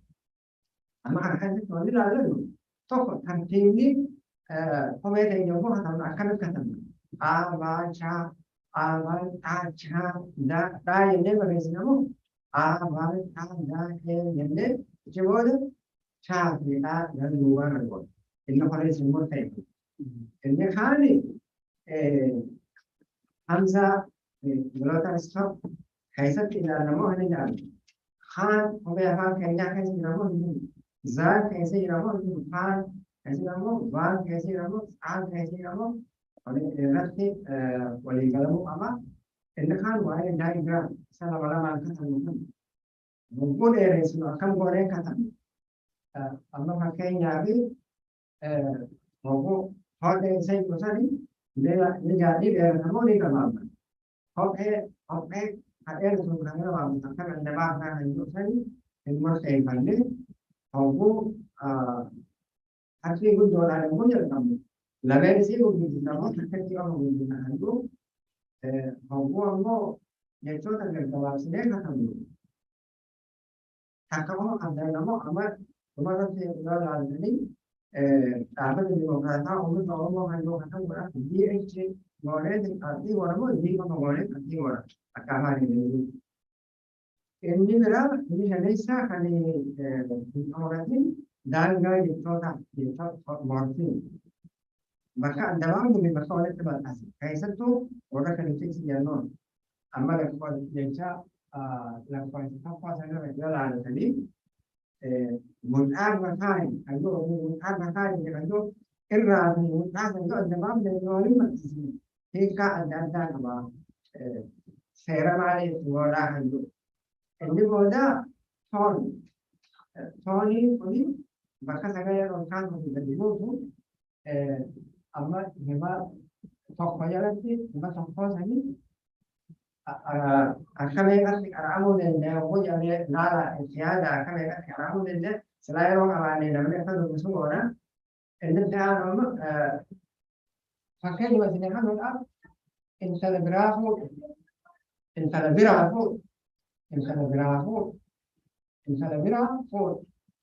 ونحن نفصلنا كذلك عند بعض ثاني أما إذا تعرف كتاب جلاه كتاب جلاه يقول كان لنا إذا كانت ملة إسلام تعلم بيجي تبغى خالص بقى هني كاي زمان كده عنده Kaani seeroota kamatti afaan Ingilizii irraa fudhannee jira fakkeenyaaf kophee akkasuma guddina maqaa namaatiin maqaa biyyaa kophee guddoon jalqabnaa kan jettuun mallattoolee shakkiidhaa punctuation marks asitti qomaa hafuun asitti illee hafuun jarumarraa fudhannee waliigalatti mallattoo seeraatiin kan dabarti. Egaa wanneen kun waan irratti mari'achaa irratti waliin jechaa jiru akka mariin irratti gaggeeffamtu dhiibbaa jirra. Bal'ina isaa waan irratti mari'annee waliin jennee websaayitii kan jalatti ni baafna yuutuub irratti ni baafna waan nu dhaggeeffataniif fayyaa barbaada.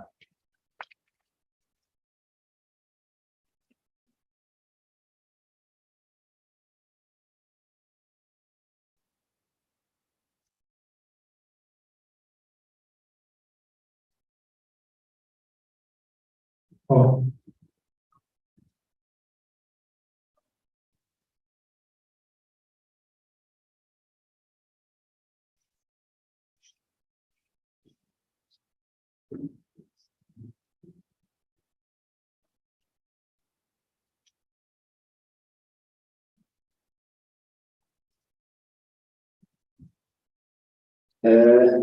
Egaa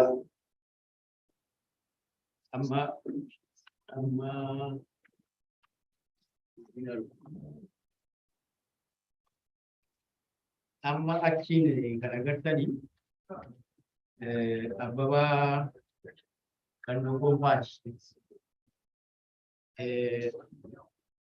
Kan inni barate descriptive linguistics and lexicography-dha inni Academy of Ethiopian Language and Culture Addis Ababa University Finfinnee PhD kaadhimamaadha. Achuma Addis Ababa University Baay'isoo Marfoo Niyasis kan jedhamu. Masters Descriptive Linguistics Case System in Oromo kan jedhu qaba. BA English Language and Literature qaba. Baga nagaan Obbo Abbabaa. Dhageessaadha.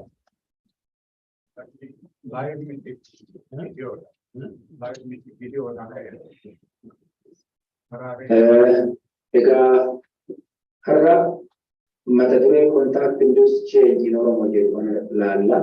Kan barreeffame afaan Ingiliziitiin kan dubbatu afaan Oromootiin ta'a jechuudha. Mata duree kanarratti mata duree kana keessatti mata duree xixiqqaa sadiitu jira. Innis background isaa akka oomishummaa areedata isaanii ilaalla. Contact induced change kan immoo sadarkaa dhamsagaatti sadarkaa jechaatti akkasumas sadarkaa kiliinikaatti ilaalla. Dhumarratti ni boolaanna jechuudha. Akkuma mul'atu contact induced change jechuun afaan lama yookiin lamaa ol yeroo walitti dhufan kan jijjiirama afaan tokko irratti ta'u kan qoratu jechuudha. Agaa jijjiiramni afaanii kun sadarkaa sagaleetti ta'uu danda'a yookiin sadarkaa caasaatti ta'uu danda'a yookiin immoo sadarkaa jechaatti ta'uu danda'a jechuudha.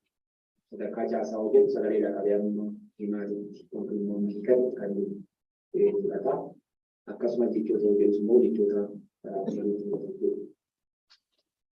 jijjiiramni kun yookiin immoo contact induced change jedhamuun baay'atu yookiin immoo miidhasaa kan baay'atu afaanii waan ta'uu irratti jedha beektonni akkas jedhu.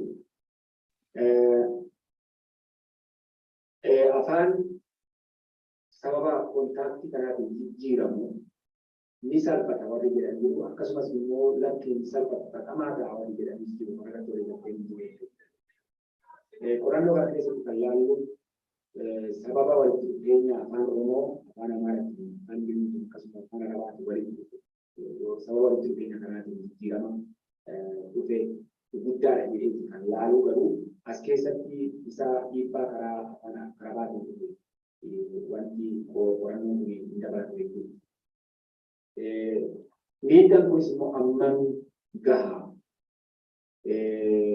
kam gaha Mungkin mau himba apa Oromo kan hisab semua yang cimse mungkin mau kata mata sih kan jadi karena kisah dari walalu dia juga amma mati kan jadi orang orang mulatan iba akan semirat akan kita semirat sabab akan kushi dia akan umum itu tu orang orang mulatan ini kalati gara di bilang itu afan semi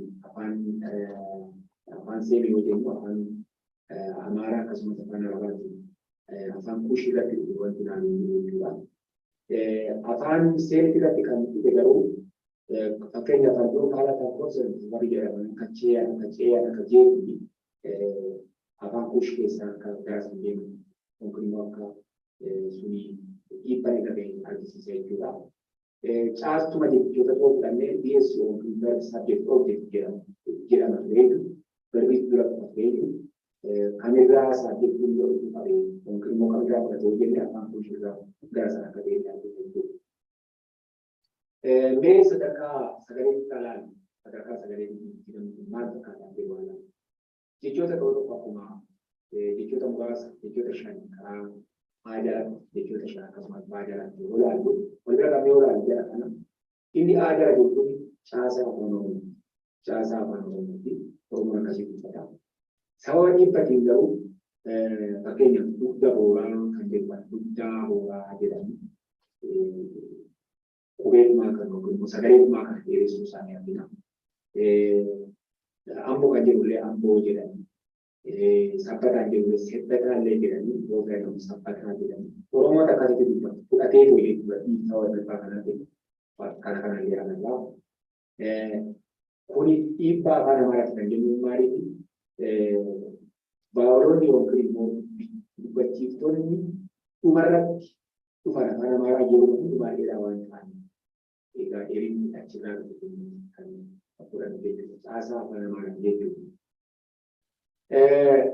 Sadaka me mofi tak itu bukan yang kedua kami cakap itu bukan nyala kami cakap orang mungkin ada pada mana itu nyala itu kan kalau tadi kau nyala laman saat itu cardinal number itu dalam ini ordinal number itu bukan pakai yang stop aja 5 dalam laman jadi macam apa nama itu andenya bulan tenya asitti wal fakata itu nyani fan apa Oromo wal fakata itu mungkin mau bakal tahu tidak lagi lama fan bakat tiga nyani mau tidak lagi pakainya sarif anjir mana sarif punya kan Oromo kisah kalau akasari itu Karena panjang kita bawa akan pada itu. Apa nama kisah tiga bulan kita jadi nyampak akan galung dan makanya ini ushaya ushina itu banyak komani tidak dari itu baru wanti beliau katanya sekarang orang kita negara sampai jika sawan natural tuan ama munya but not is affixed to a name of the linguistic group there. Linguistic group itu nyan dabalam fangga dabalame afan sabat dabalame afan sabasani makanya di sabab Oromo ande mana tu nyan itu dabalukan nyan aja nah cuma sambil kita itu Inggris aja bukan Inggrisnya aja karena ini akasan kita juga akasan Oromo itu akasan galu yoga jadi yo amma anda jadi aku naturally kita apa nama ada kita ada sih makanya Oromo paling jauh Oromo paling jauh Oromo dia juga ada mana itu tahu tidak tahu Amari panjang akamara itu juga apa nama dan tahu juga karena kami aku marah kita gara-gara ini nanti kita mau sagarin jijiran jijjiiramni sadarkaa murtiitti yookiin immoo dhamdichaa dhufu dhamdicha jechuun it is very closed form jechuun dabalamuu hin dandeenye kan hidhamuu hin dandeenye kan jijjiiramuu hin dandeenye jechuudha. Wanti akkanii kun sadarkaa kanatti miidhaan yookiin immoo pireeshariin asirra jira jechuun jijjiiramni asirra jira jechuun istoon pireeshariin akka yookiin immoo dhiibbaa guddaa akka nu argisiisa. Sadarkaa sana keessatti waan tokko ilaalu. Saayikoolojistoonni maal jedhu namni akka yaadutti dubbataa jedhu yookiin immoo dubbiin namaa sun akkamitti akka inni yaadu argisiisaa jedhu. Afaan sadee kan wal jira qabnee oolaannu. Hiikni isaa keessa isaa tokkuma. Kaafkootulii jedha Oromoon waan qabu. Faranjiin garuu yookiin immoo afaan Ingilizii warri dubbatan garuu ayikoot kaaf jedhu. Warri afaan Mandariinii dubbatan immoo maal jedhu kaaf sakaatoomii jedhu. Narra taa'e jedhanii fudhatu. Akkasitti yaaduu jechuudha. Mee amma kana sammuutti qabannee ta'u yoo jara kana laalu caasawwan azaarijaa kana oolaallu afaan Oromoo haadha warraa jedhamee haadha manaa hin jiru. Haadha manaa kan jedhu afaan Amaaraatti jechuudha. Yookiin immoo warra afaan Amaaraa dubbatu baalabeet jedhu haadha manaa jechuudha karaa biraati. Barumsa bilisaa yookiin immoo bilisa barumsaa argattee waan akkasii kan hoggaasaan barumsa bilisaa hin jedhu kun Oromoon barumsa turaa jedhu yoo jedhamu. Nasaatii kan jedhamudha barumsa bilisaa kun dhufee taaksii fudhatee hin jedhamu Oromoon akkasii jedhu taaksii fudhatee jedhama. Tuuqee taaksii isa jedhu danda'u egaa miidhaa yookiin dhiibbaa afaan Ingiliziitiin agarsiisa. Wal fuudhan jedha. Wal fuudhanii kan Oromoo warra Oromoon jedhamanii wal fuudhanii jedhu. Keessaa yoo jennu wal fuudhan jedhu tagaabbuu. Iswaan tagaabaa jechuun nyaata jechuudha. Wal tagaabbaa. Oromoon garuu inni fuudhaa isheen malee lamaan isaanii wal fuudhuu hin danda'an. Jaalala onnee irraa buqqee yookiin immoo jaalala onnee waliin jaalala garaa jedhamu laaffoomaan isa keessaa dhufee gara kana afaan Oromoo keessa galee jechuudha. Jechuun isaa jechuun afaan Oromooti garuu ani qabu afaan Ingilizii keessatti malee afaan Oromoo keessatti yookiin sammuu Oromoo nama kakuu seenan jedha. Kakuu seenan katanan jedhama Oromoo kakuu seenan qaala kan jechuudha. Walumaa galatti egaa maali afaan guddate yoo jennu afaan naachuraal caasaa isaa eeggatee guddata malee bu'uura isaa gadhiisee bu'uura afaan Oromootiin dhaabbatee guddatee guddachuu danda'u kan jallataa jechuudha. Egaa fuul verjinii qorannoo kanaa weebsaayitii yeroo dhiyootti gaggeeffamaa achirraa ilaaluu dandeessanii waan dhaggeeffatan baay'ee barbaadanii.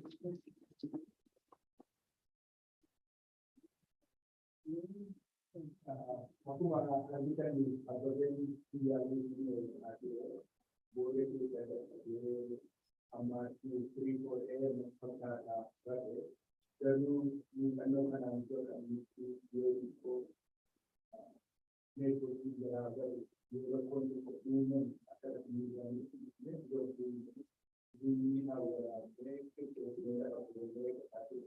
akkuma biyyaanitti waan ta'eef amma biyyoo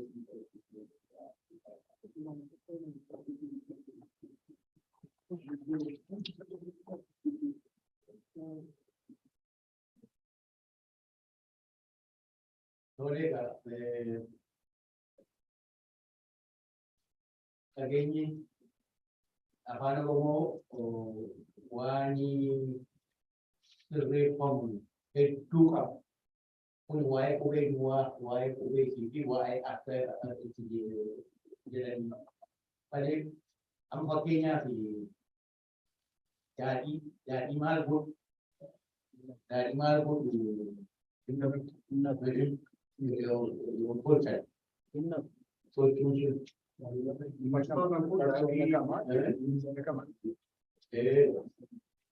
Daadhii gatanii ijoolleen baay'ee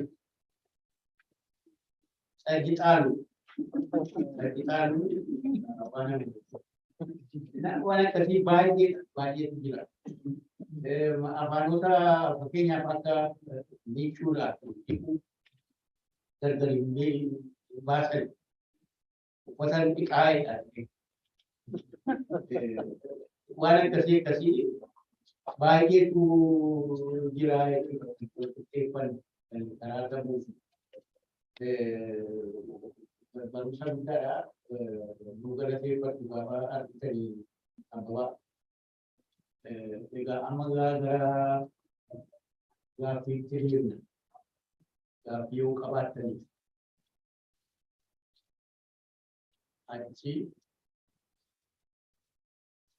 achi mana okay. Nama dua saya pari. Okay. Akses juga. Bagi kan yang mana ukur juga pada. Sebelum atau tujuh. Bawah ada. Ya kasih. Ayer rumah dan llegar lleva se va a hablar va a llegar rumah seperti itu ya untuk ayat semua ini sering berbicara tentang biar lewat ini menurut Oromo mereka malik di Oromo kan mereka buta sih udah apa nomor buta sih ya dan ya kita seorang itu order itu adalah tuan sifatnya. Lagama atau film dari luar badanmu, bukan apa kamu bahwa itu apa cara kami cakap. Karena bisa berarti akan bahwa ada kok.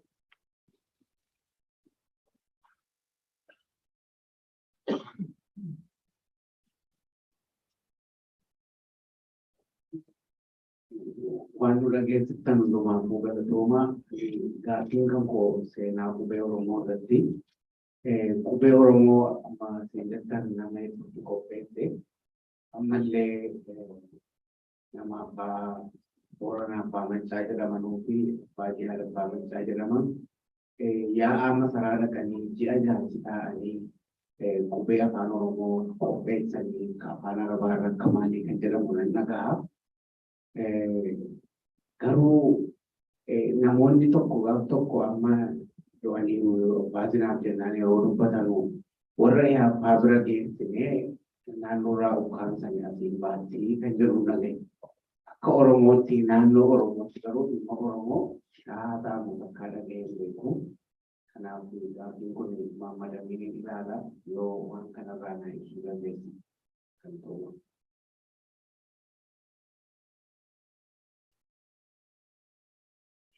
Ani immoo waanuma yeroo baay'ee qabeenya keenya tuulaa kan warra Habashaa wajjin qabnee keenyan akkana kan isaaniitiin akkana yookaan warra Semetik jedhamee warri antiroopoloojii itti walii galee Kusheetik jedhamee itti walii galee warra Kushkee jedhu. Maali wal bira qabanii ilaaluun warra Kush jedhaman sana wajjin kan akka Konsoo kana, kan akka Sidaamaa kana, kan akka Somaalee kana baay'eedha. Kan meeqa afaan Semetik biyya san keessatti isaanuu kan fudhatan oduu afaan fi adaree jedhu ganaa irratti wal lolu sirriitti hin beekamne Amaaraa fi Tigree kan biraa hin jiran waanuma mootiin karaa sanii dhufeen waanuma gooftolii keenya dhufanii afaan warra gooftaa kana wajjin hin maal akkanna kanuma nu fakkaata warra nu fakkaata wajjin hin maaliif waliin hin deemu karaa afaan kushin namuu waan haasaye hin agarre kanaaf wanni hanqate kana itti dabaluu dhabe karaa sanii bakka loon oolu horii fi horii wajjiniin deemaa re'een fi re'een wajjiniin deemti re'ee fi horii waliin makuu miti ani kanan jedha afaan lama afaan gurguddaa kan Semetik jedhameera kan Afrikaa itti amma qabu malee booddee kan ta'u malee maaliif kan konsoo amma baay'ee namarra dhugaa harki jaatamni afaan Oromooti. Kan Sidaamaan durii beeku baay'eedha. Amma hoggaan itti maxxanee ilaalu afaan Oromoo baay'ee jechaa qaba. Somaaleen maal dhiisu? Saa'oo hunnoo Tigree qaqqara bakka itti amma Tigreen fi Eertiraa wal lolan isaan afaan Oromootti kan dhiyaatu ani naman beeku warran beekutu jira. Tokko lama sadeedhanii hamma dhumu waan baay'eedha kan jiru kana maaliif hin goone maaliif karaa sanitti deeme isin balleessitan jechuu kooti miti. Karaa kanaan deemtaniitu garuu hundumti keenya warra karaa biraa oduu godhame ani gaaffii oduu ta'e yaada ta'a ni beeku akka itti deemsa warri deemu.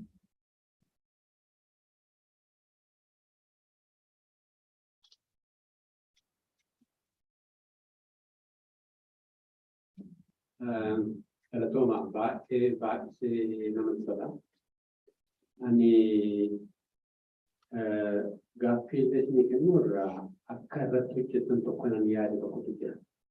Amma fakkeenyaaf afaan Oromoo ta'ee tokko hanqaaquudha, tokko buuphaa'edha, tokko qilleedha, hambiraas jiraachuu mala. Hundumtuu hankeenyadha. Hankeenya kana qabannee deemuu danda'u jira. Akkamitti goonaa kan asii kennuufi.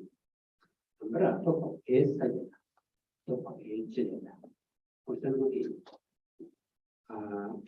maawwan mabaana. Sadaffaa koo kuni kooti kuni kiyya. Kan jedhu sana akkatti dhumamuu dandeenyu yaadachuudha. Muuxannoon afaan raashaa namni isaa afaan raashaa yogguu aarsan laffaachuuf jalqabanii ta'anii murtee fudhan. Keenyaaf eessa tokko jedhan as ta'uu isaa yoo shakka ta'e waan tokko eessan jedhaa kan dhiyoo kan jiru jechuudha.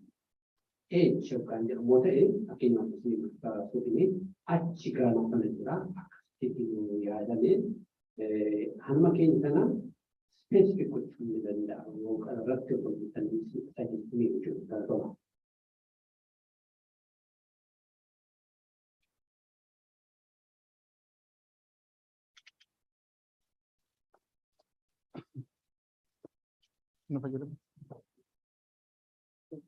Atumaan dabaluufi walitti qabatu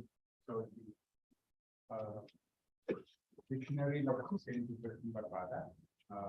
Dictionary afaan Oromoo barreeffamu inni tokko technical kan ta'e barreeffame German fakkaata.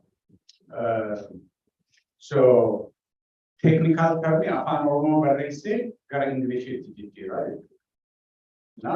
Namni baay'een technical termii kan beeku afaan Ingiliziidhaan malee afaan Oromoodhaan miti. The dictionary became useless the way it is indexed. Akkaataa indexed ta'e. Kana erga jedhee booda dictionary keessa amma toon dubbisumaadhaan argaa amma himminyaa kan jedhu mostly in the Mecha area in Germany miti. Ani kan beeku himmiyaa. Wanti kun nyaanni kun himmiyaa. Himmiyaa jedhee hoon barbaadu Minyaala the dictionary on able, I feel like an outsider. Ankapo, Bupa, Geramati. Amma Fakina, Ujigurate, Bokolo over Bate, Bokolo Hodetisina, Badella and Jira. Badella Gavate, Sidamagra Hodate, you pay. Rahum Jeruti, Shana. Shana is the same as with the Sidama. Okay. Language, the Cushitic language, I'm operating the Nata Kushir Gundra, Baka and Middle quality to do another two character to be another. Okay, that Kushir Sidam. The Grid Taga Buragi, middle quality to do that.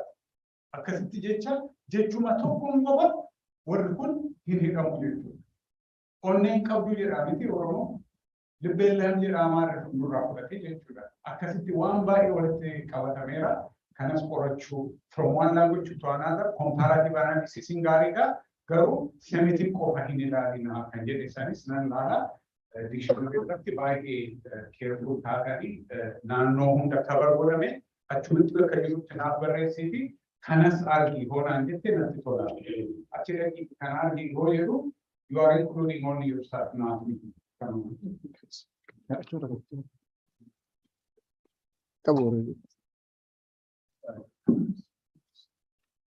Ya, juga cuma berarti tidak yogi, berarti tidak ada potensi saya. Bila apa cuma dia, nanti itu pantai dan mau kita dengan kita kita. Aci kali sini berarti kita saya tidak ada. Ini bikin juga kita. Ini kan dulu juga ini potensi kita kepan ini saja. Berbeda Kebetulan kita dapat sini deadline saat sindan jalan dan dia posisi bayu dan sebaiknya itu karena posisi ini peraturan kecil jadi kalau pan bersama mereka juga akan terjadi ya pemerintah aku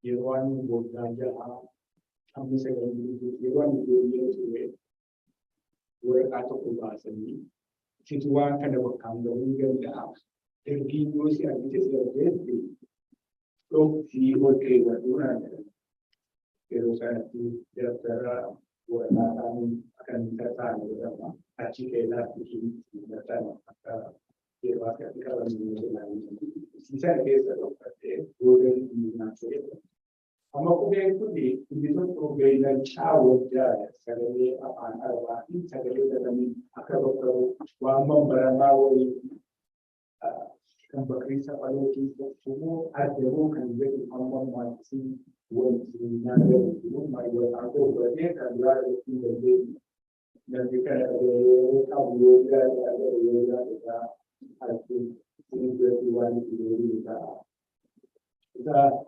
Bianca de Guadalajara, Coquilla, Acar, and the Sun akan tampilan. Whatsapp dari education dari Oromo, Oromo berarti, dan institusi Oromo berarti. Oromo rakor kami kabar kan dia, pada biasa institusi dia berada di mana dan ini bisa dilakukan. Apa yang baru kumpul apa yang di sana ada. Gahal juga betul koyal ini. Baru pendukung kaniti demu dan pakainya force and power antara ini apa yang kita kaniti. Komunikasi nama Hingga force ini guna hingga power curi dan dia Pendekkan dia bisa lakukan sebenarnya itu. Dia akan marah bertemu seperti hari ini dia itu.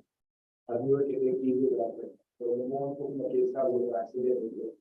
Aku misalnya dulu juga itu dia.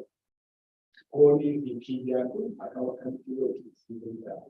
Kalau orang kalau juga kalau dia juga stay saya bisa kamu sendiri ada kamu Orang dari akhir itu one opinion untuk ini ada dari permission permission dari one will refuse umat orang mungkin kamu sekarang hanjir cing kami mau itu ni one dia sekarang almost ada orang itu berarti dia kan kita mau kita mau itu Kataman karena tulis karena di angke nagakai dana acara student yesu wontikun angke nasion tani pramdo orang using those weekend ini orang terjadi di sana one kind of that to dan itu kan dia sebenarnya nanti kadang itu kopi ada one kind of itu more amor yang bisa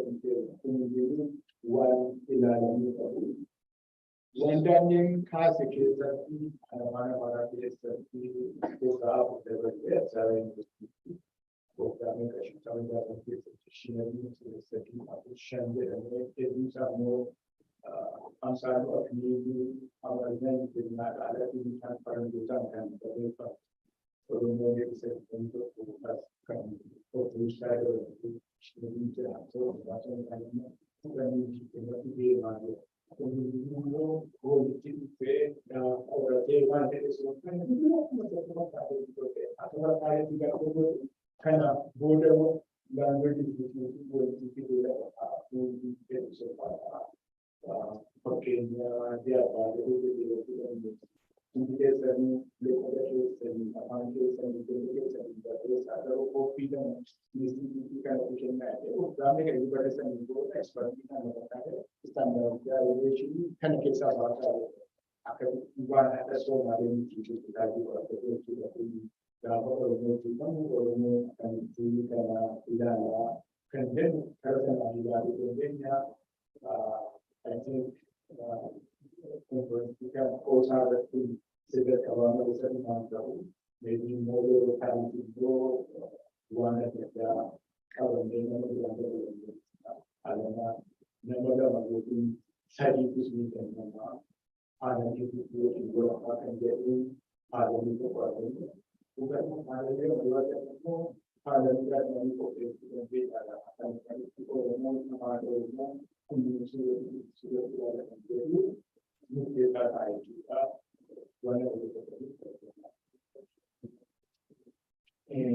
come non si da valorare, hai prese sono tu hai come la ero già vedere avere la anche guarda wan sana makan tua desa angka makan kami jadi wala bisa boleh lah saya kan point yang kita desa ini lagi itu so yang ini kalau kasih pesa awal yang kan why será ver el diseño para será ver ini sereso amigo que más dunia kalau sebenarnya Oromo akan ada dalam sesuatu yang lain yang kecil, ya kan?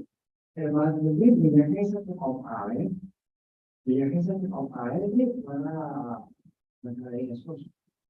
Berarti komponen ini, nama ini, nama saya sehingga kasih oleh dia, banyak ujian komponen, ujian moral, wahai itu tentang ini. Hari awalnya apa namanya berada dalam itu tuan mak waris tadi pada ini mak sudah bisa ngali bilang nanti wanita mau orangnya apa ya dia masih London banyak wanita saling berkat apa namanya segalon saya drama ini wani ada kesempatan ini ramai ramai itu wani kali wahai dialects ada perbedaan antara standardization wani lebih suatu standardization akan kita pasang lagi amal lagi asal tema wani itu berada ya ada umatnya begitu, dah makanya ini, terakhir makanya ini, jadi nama itu begitu. Kalau mau punya wahai dan kalau jadi asalnya itu, kalau kan jadi dan lagi yang orang dan orang ganti nomornya banyak orang orang kalau mana directly orang orang itu mereka mau itu kalau menjadi diri orang ini agar saya mau nanya orang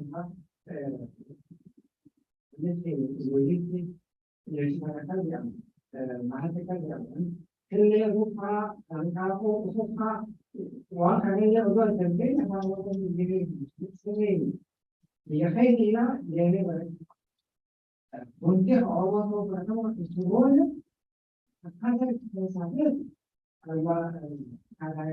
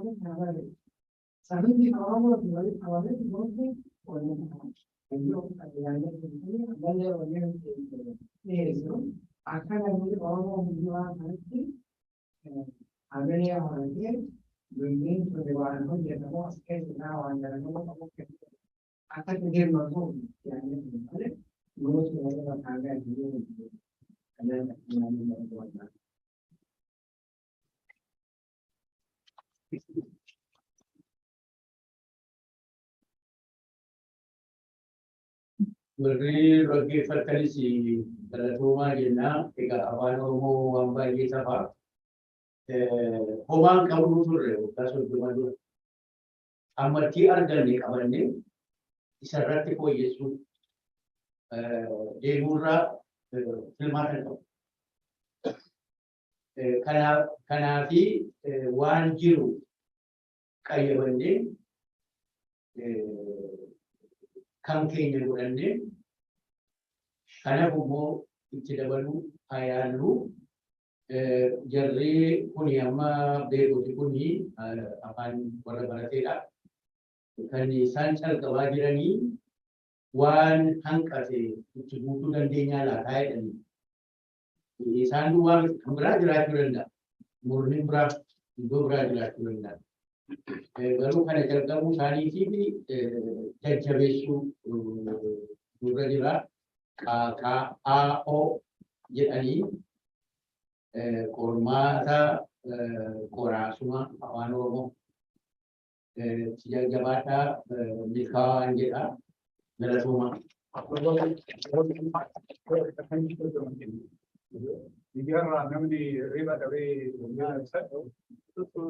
Nagaanutti bobola. Mee nama nagaanu gaafatuuti gaafa boojjattu. Galatooma hoostitu naa fayyamuu dide.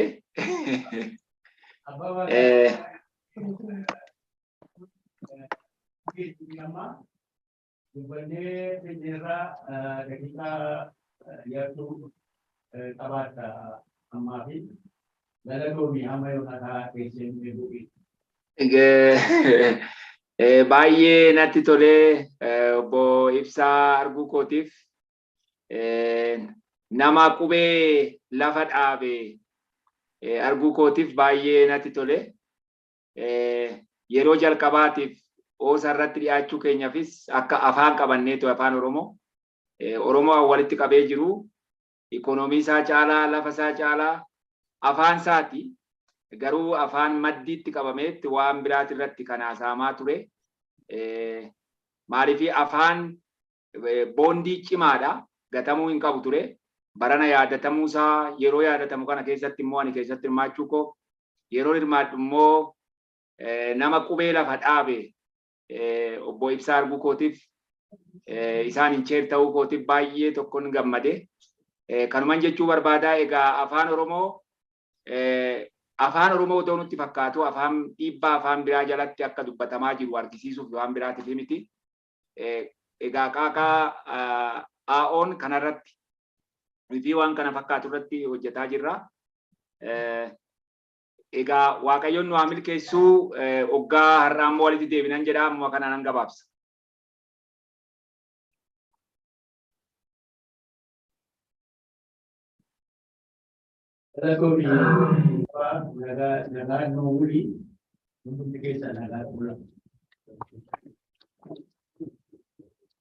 I'm really happy that this project existed and you guys were able to come and present this.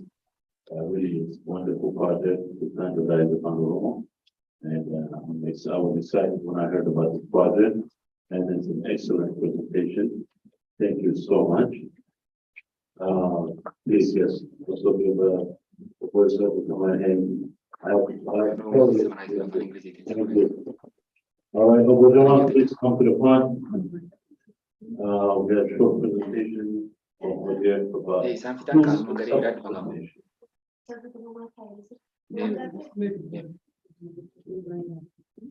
Please make it short and then. I'm by Liga Basha. I'm the we are book of the white head. Oh, it's over.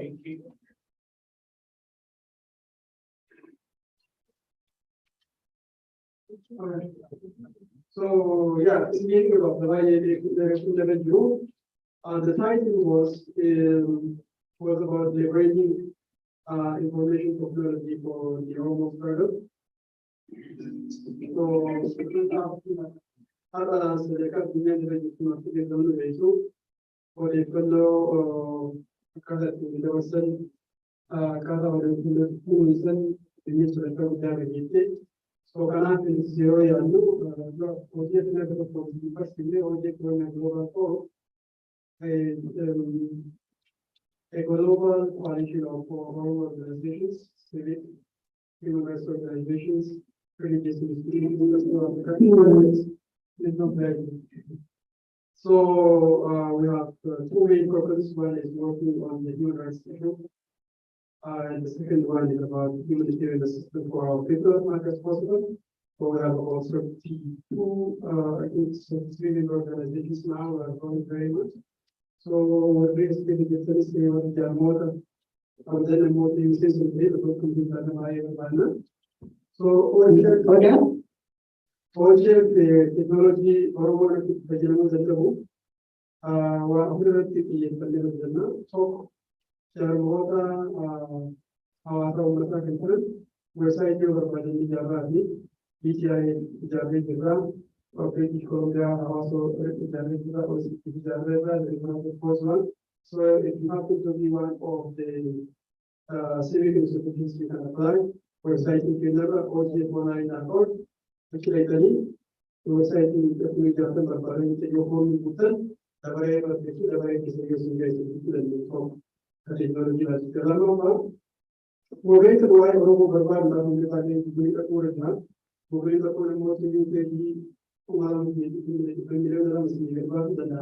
so searching for all information is becoming very mysterious and very difficult. So we wanted to create an Oromo program, our own repository, where we can keep data about Oromo Kenya from Anisa Oromo, or data the lecture of the year,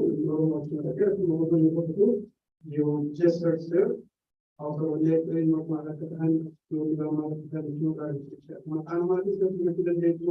you will get that application.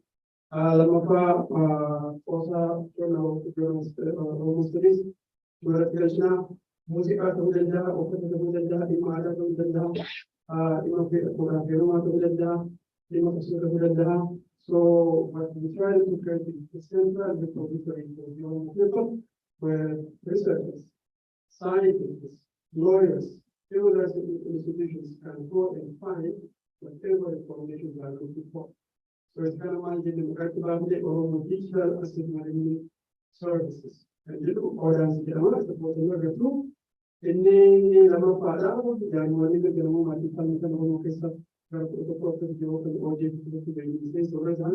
so we wanted to create a kind of uniform platform for all of them. Data entry, the parameters number by the parameters are more the basic branch of which are number to the effect, because to the good society around. Lama Fambo very data, and no one live of view of them, that was the integrating the system is very important to integrate any data. So the internet, so it will answer or all human rights information system services. So there are many people working on this. And they already publicized money, already was sent to the especially also after the institution. We have to the leadership of also so that This product will be produced in the Oromo class professionals, so that all authors of the articles to give us permission to put the products as much as possible in this inventory, so that almost back home all over the globe can find the knowledge you guys are producing. So can I believe that ability to do that mind? There are particular representation of the office of the Amadra, the water of the Euro, the two individuals have given us the right information to put the products in this system. With the Jalata, Professor Muhammad Abdul, it was Roman and Actually, Professor, I think, work split account dua yang mengatakan, work akan kegiatan, beli saya waktu saya mengenal, atau hanya waktu saya mengenal, actually kawan di berbagai untuk mungkin itu mengenal itu.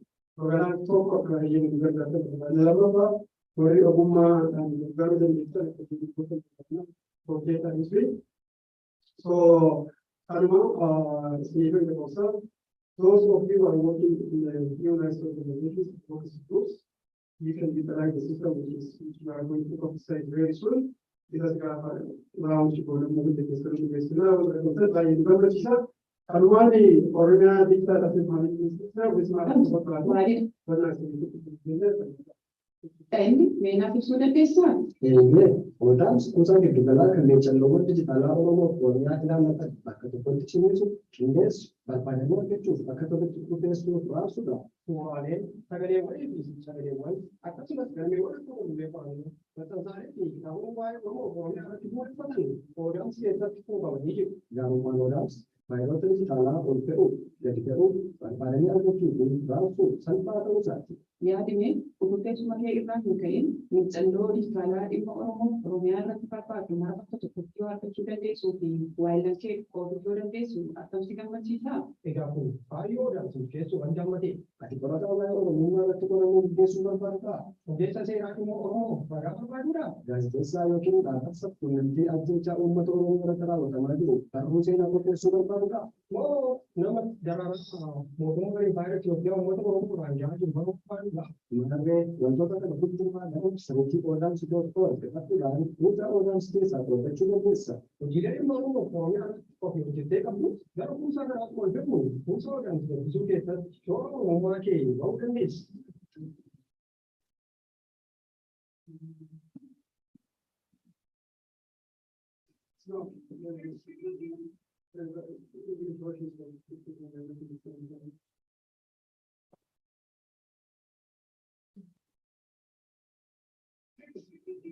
Oh, ODAMS? What is that? Can you tell me about it? Of course, Oromo Digital Asset Management Service, ODAMS, is a searchable central repository that stores, organizes, and shares Oromo and Oromo-related digital assets from a single location in a secure manner. Collections of video files, audio files, images, documents such as academic publications, papers, journals, books, and many more digital assets related to the Oromo Nation and Oromia are archived in ODAMS. What would it mean to you if you could find all your digital assets related to Oromo and Oromia in one place and can search or want to share your work products from one searchable system? The best part of ODAMS is its simplicity to search, upload, download, and share digital assets in a guaranteed secure environment. Are you a scholar who wants to study more about the Oromo Nation? A lawyer who is looking for evidence on Oromo issues? A broadcaster or journalist who wants to make a documentary on the execution of countless Oromo youth? Or someone who wants to know more about how the Oromo people have suffered under the Ethiopian government? Imagine if you had a one-stop searchable online library for all your Oromo and Oromia-related digital asset needs. Or for sharing your work products on Oromo people and Oromia. That is what ODAMS aims to achieve. Just go to odams.org and boundlessly access thousands of scholarly documents and many other digital assets. So by welcome in general, don't forget to give us information and don't forget to test the system as well. Don't forget to search for any data you are looking for by welcome. Thanks so much for what you are doing. We need this kind of advanced technology to store our information and to utilize technology. Okay, this brings us to the conclusion of the 36th annual OTA conference. Thank you so much. It's been a pleasure serving and bringing this kind of conference to you guys. I was honored to be an OTA president. One of the things from the get-go, the team that helped me put this together, my executive team, President Led 7, Madeline, of course, you, Daniel Gray is here helping us, is also the membership director, many more the coordinating committee, body. And then those scholars, well, I reached out personally, and you were able to drop whatever you were doing to participate in this conference. It was really a pleasure for you guys to come in, and those of you who took this conference very seriously, took this responsibility to organize this conference. So it is a lot more AAG who stayed up all night whenever leadership was there. So overall, it's been a great conference. I was receiving some comments. Us just coming out of COVID, organizing live conference will be easy, but nevertheless, this has been great. So in conclusion, some of my thoughts may be that we have, at least me, have tried to broaden OSA's reach. I think OSA is capable of achieving more, branching out more. For that, you know, the action wasn't as great as we expected, and in order for this organization to grow, we need to have a broader mindset, a different philosophy, collective leadership that understands us and bring diversity of thought, bring diversity of from religion, gender. So I asked, let me do that, OSA will be sidelined, will be less relevant. So this was an opportunity we brought. We tried to bring in young guys to come and serve that have energy and creativity. But there has to be a reform that needs to occur from within. We need to push past our, because it's basically a principle. OSA stands for not only a scholarship, but as a platform where we come and debate and discuss. If we begin to close those doors, OSA's relevance will diminish going forward. So this is, I think the youth leadership, including the youth board, we try to bring in young guys. They should have been accepted. They have not. But we gotta have younger guys. As you can see, there's a lot more who are interested in serving. A lot. We need to recruit more people as dynamic and the demography of Oromia is changing. We need to keep up with it. The trend now politics is changing. We need to diversify. That's all I want to say. And thank you so much. Anything that I've come across is to improve this organization. I basically grew up with OSA from my young time. I've learned a lot of things from OSA, including Oromo Center, by the way, where we have created. And that's where I was introduced to OSA. And ever since then, whenever I've had an opportunity to attend OSA, I listened to a lot of lectures, especially the Veda. I had a greater understanding of the Veda philosophy. My father had Veda, but I didn't know the political aspect of it until I came to OSA. There were reasons for the ceremonies that we used to do. In fact, I was told by my older brother, in the next couple of years, I have to go back and take my Veda with him. So now I have an understanding. I know why things happen. And this happened because what I exists. For me, it was a learning that basically university in diaspora for me. And so this institution, we have to approach it in a broader sense. I'm willing to help this organization regardless. And so I ask all of you to look at Oromia and diversify as much as possible. OSA should not be a closed door, it should be an open door where we can entertain and debate as much as possible, stay away from politics. This is where we examine politics, not where we make OSA a political place. So if we can do all just this function with this simple principle, we'll be able to achieve more. There's a lot more relevance to OSA now, especially with what's going on. I hope the next leadership will continue some of the things that we have started, the conversation, the Horn of Africa, which will bring a lot of value to OSA. So it won't just be a once a year or twice a year conference. Every month, we could bring in different experts that will look at issues in depth. This is not enough. This conference that we had, it was a lot more questions. I know a lot of participants hate me because I'm strict on time. I can't take any more questions. And for that, I ask Professor Jonathan's forgiveness, especially because he has a lot more to say. I wanted to engage him more, but due to time, he engaged me. But if this conversation, if this continues, there's a lot more questions we can elaborate and get into. The gentleman that presented us earlier, it's fascinating. The young generation who want to learn, just like when I first came to OSA, and learn more about Gada. There's a lot more younger generation that want to know. This is a Oromo one. I have to go back and listen to it because it's going to help you. It's really fascinating. And so it's been a pleasure serving OSA. All of you, thank you so much for being there. Well, really, when I called upon you, you responded. I hope one day I will pay that favor. Thank you. And with the votes have already, so he's our incoming president. Please give him a hand. Is he on? That's what it's going to be. Yes, they want to. I want you to come back to the University of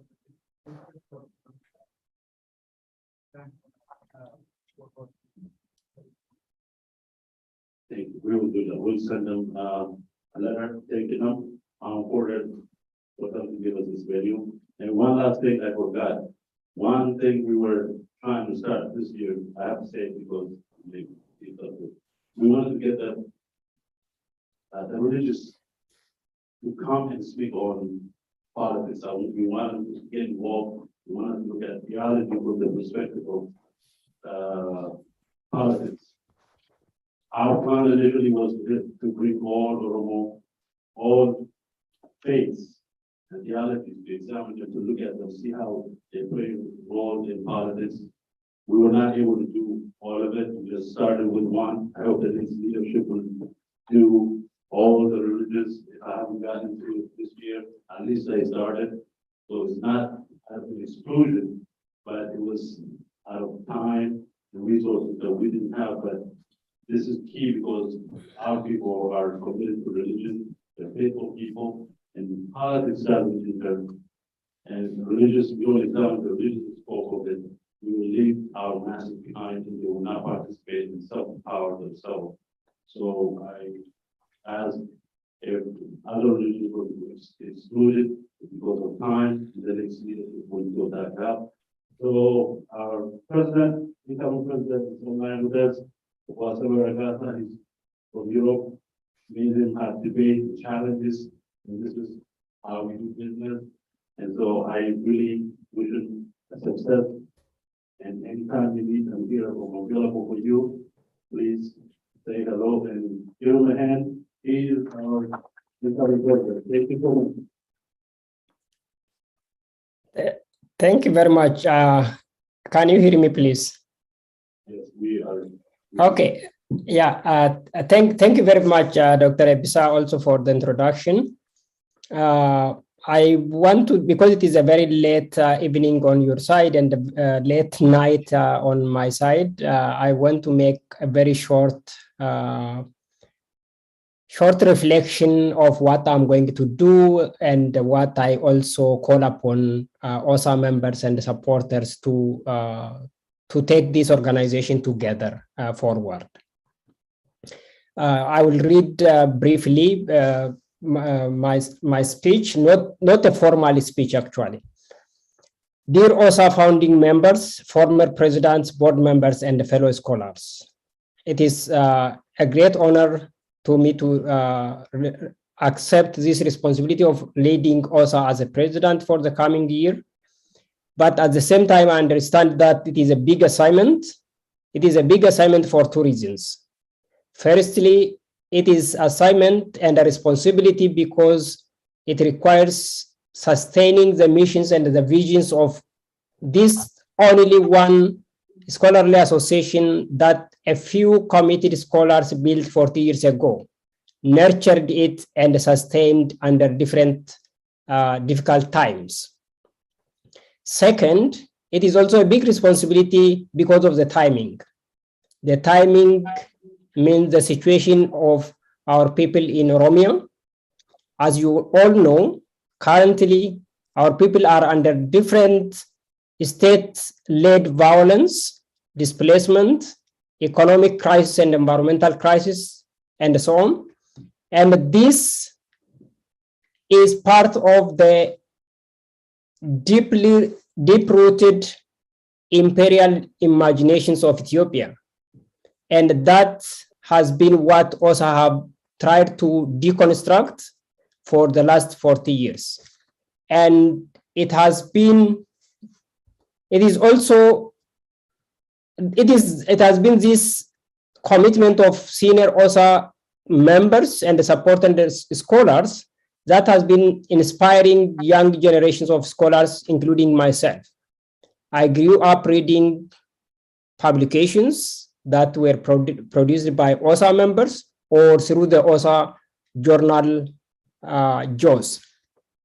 I want to quote one famous quotation from General Wako Gutu, which says, Gabrumma Dambu Kifna, that Amnulman Guddifna. You senior scholars have tried your best to raise the young generation in the struggle in deconstructing the colonial narratives in Ethiopia. Now it is upon our shoulder, the young generation of scholars, to sustain and pass it to the next generation in line with our Gada tradition. I also want to mention that this would have not been, the achievements of the OSA would have not been possible had it has not been for the support, financial, in terms of ideas, in terms of critics of OSA members and supporters. Thank you very much for doing that. And thank you all also for sustaining OSA, as I mentioned before. While continuing to do the OSA missions and visions, the regular OSA missions and visions, I want to mention few agenda items I want to take for the next year in collaboration to the entire OSA leadership. The first one is producing knowledge through funded research. This is very important. Our people, the problems in Oromo are deep-rooted, and it requires empirically founded, empirically grounded research. Therefore, we need to solicit funding through external or internal funding by OSA or through other organizations, and develop a collaborative research between OSA members abroad and in Oromo. Second, I want to strengthen some of the works which have been started linking OSA to Oromo. That is, in the first one, it is through training. I mentioned before that the senior scholars in OSA or out of OSA, particularly on Oromo studies, have contributed their best in bringing and unpacking the complex realities in that country. However, things cannot be continued the same way unless the young generation becomes so critically informed and also equipped with the knowledge and the skills of writing. Particularly the young generation in Oromo should be supported by critical writing skills. That is what OSA members and scholars can contribute. Creating and establishing a platform through OSA, for example, by organizing a training workshop for scholars in Oromia. The second one, the second aspect of the linkage with Oromia is through supervision. For example, PhD candidates in Oromia universities require the support from us all, because we are placed in different opportunities. We have access to materials, and then a co-supervision would also equip them to be critical researchers. Otherwise, they would continue to reproduce what the Abyssinian scholars have been doing for centuries. The third aspect is, which actually the board mentioned yesterday, about Journal of Oromo Studies. We should increase and strengthen the quality and the frequency of JOS, particularly by adding two positions, associate and managing editors, and in collaboration with the editor, the board, and other leadership, I will work on strengthening this publication or publication platform. The other aspect, which is the last, actually would be establishing collaboration between OSA and other scientific and or scholarly organizations abroad. This also helps us particularly to broaden our engagement. Therefore, I will call upon Oromo scholars, OSA members, and supporters to support this only one organization that we have financially and in terms of ideas and in terms of critics, in order to take this organization forward and to use it as a scholarly platform for ideas, discourse, and discussions. Together, we will finally take, we will definitely take the OSA forward. Thank you very much. We'll do it better if we are united. Thank you.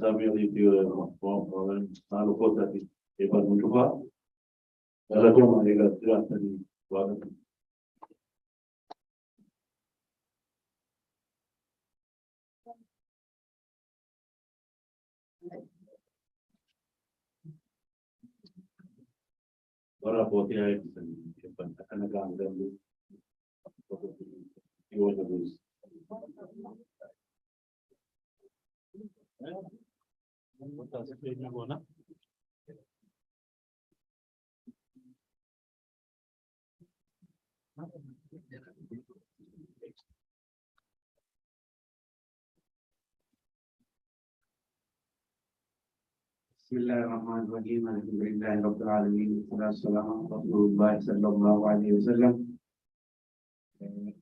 Kuno guyyaa lama baanjal qabnee waan babbareedaa hundaa'uu barnoota guddaa irraa arganne.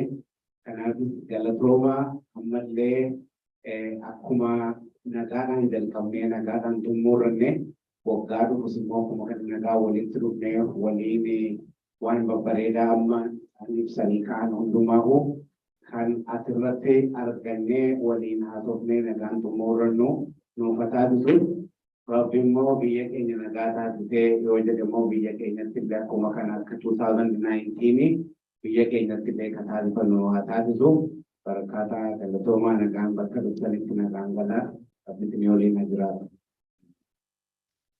Egaa guyyaa baay'ee as turre kanaaf galanni kun waaqaa ta'uu odoo inni barbaannee amantuu dandeenyu waan hundumaan nu bira ture waan jennu dhaga'uu fedhii keenya nuraa yaadatu kangaran keenya gaarii habu hundumaan waa fudhatu waanni hamtuu gaa hojjenne waanni dhiifaman waa godhu kan kanaraan darbe akkuma biyyaa baatanii fagoodhaa dhuftan dhiyoodhaa dhuftanitti waan isin wajjin ta'e nagaan biyya keessanitti bakka dhuftanitti mana keessanitti waati maatii keessanitti isin argachuun Oromiyaan nagaa taatu Oromiyaadhaa fi waan bilisummaa yaa kennu gammachuun keenya isaa waan kanaanis nu haa kakaalu ulfinni kan waaqa guddaa ta'u gala nagaan biyya keessanitti. Maqaa abbaa kan ilmaan kana fuula qulqulluu sadan waaqa tokko ameen. Waaqayyo nagaan nu jalqabsiisee sagantaa kana hirmaannee nagaadhaan akkanatti xumuruudhaaf kan nu geessiseef galanni isaaf haa ta'u. Bakka jirtanu bakka bultanu biyya keessanii mana keessanii baatanii waa'ee saba keessanii waa'ee uummata keessanii mari'achuudhaaf yeroo keessan qabeenya keessan waan hundumaa gootanii asitti argamtan Waaqayyo gatii keessan isiniif waan gaariidhaan isiniif deebisu. Biyya keenya biyya nagaa nuuf taasisu akkasitti biyya bilisummaa qabu kanatti walitti qabamnee yaada biyya keenyaa uummata keenyaa mari'anne akkasumas annuura biyya keenyaa Oromiyaa Finfinneetti akkasumatti walitti qabamee uummanni sodaa tokko malee waa'ee uummata isaa waa'ee guddina isaa waa'ee aadaa safuu isaa amantaa isaa akkanaan mari'atee nama utuu waa tokko sodaatin nagaan ba'ee nagaan galu Waaqayyo nu taasisu isaan wal ittiin nu haa ga'u. Waaqayyo jara kana qopheessitanii itti yaaddanii duraan bu'uura buustanii amma wanaatti itti fufsiistanii turtan ammas immoo jara haaraa filatamanii gara fuuldureetti immoo kana ceesisuudhaaf araaraa amanaa fudhatanii jiran Waaqayyo jara dandeessisu tokkummaa keenya nu cimsu hayyoota keenya kan waliin mari'atee waliin galee daandii tokko karaa tokkorra baafatee uummata saba guddaa kana rakkoo fi hacuuccaa keessa jiru gara bilisummaatti ceesisu Waaqayyo nu haa taasisu walii galtee nuuf kennu nagaan gala of qola.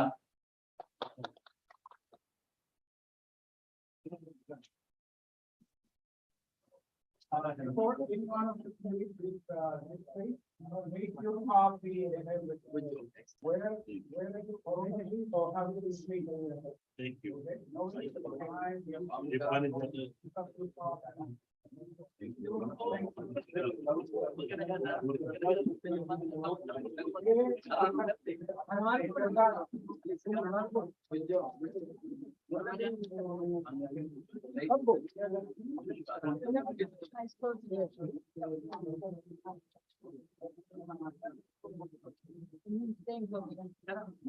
It means that you have to stay to the very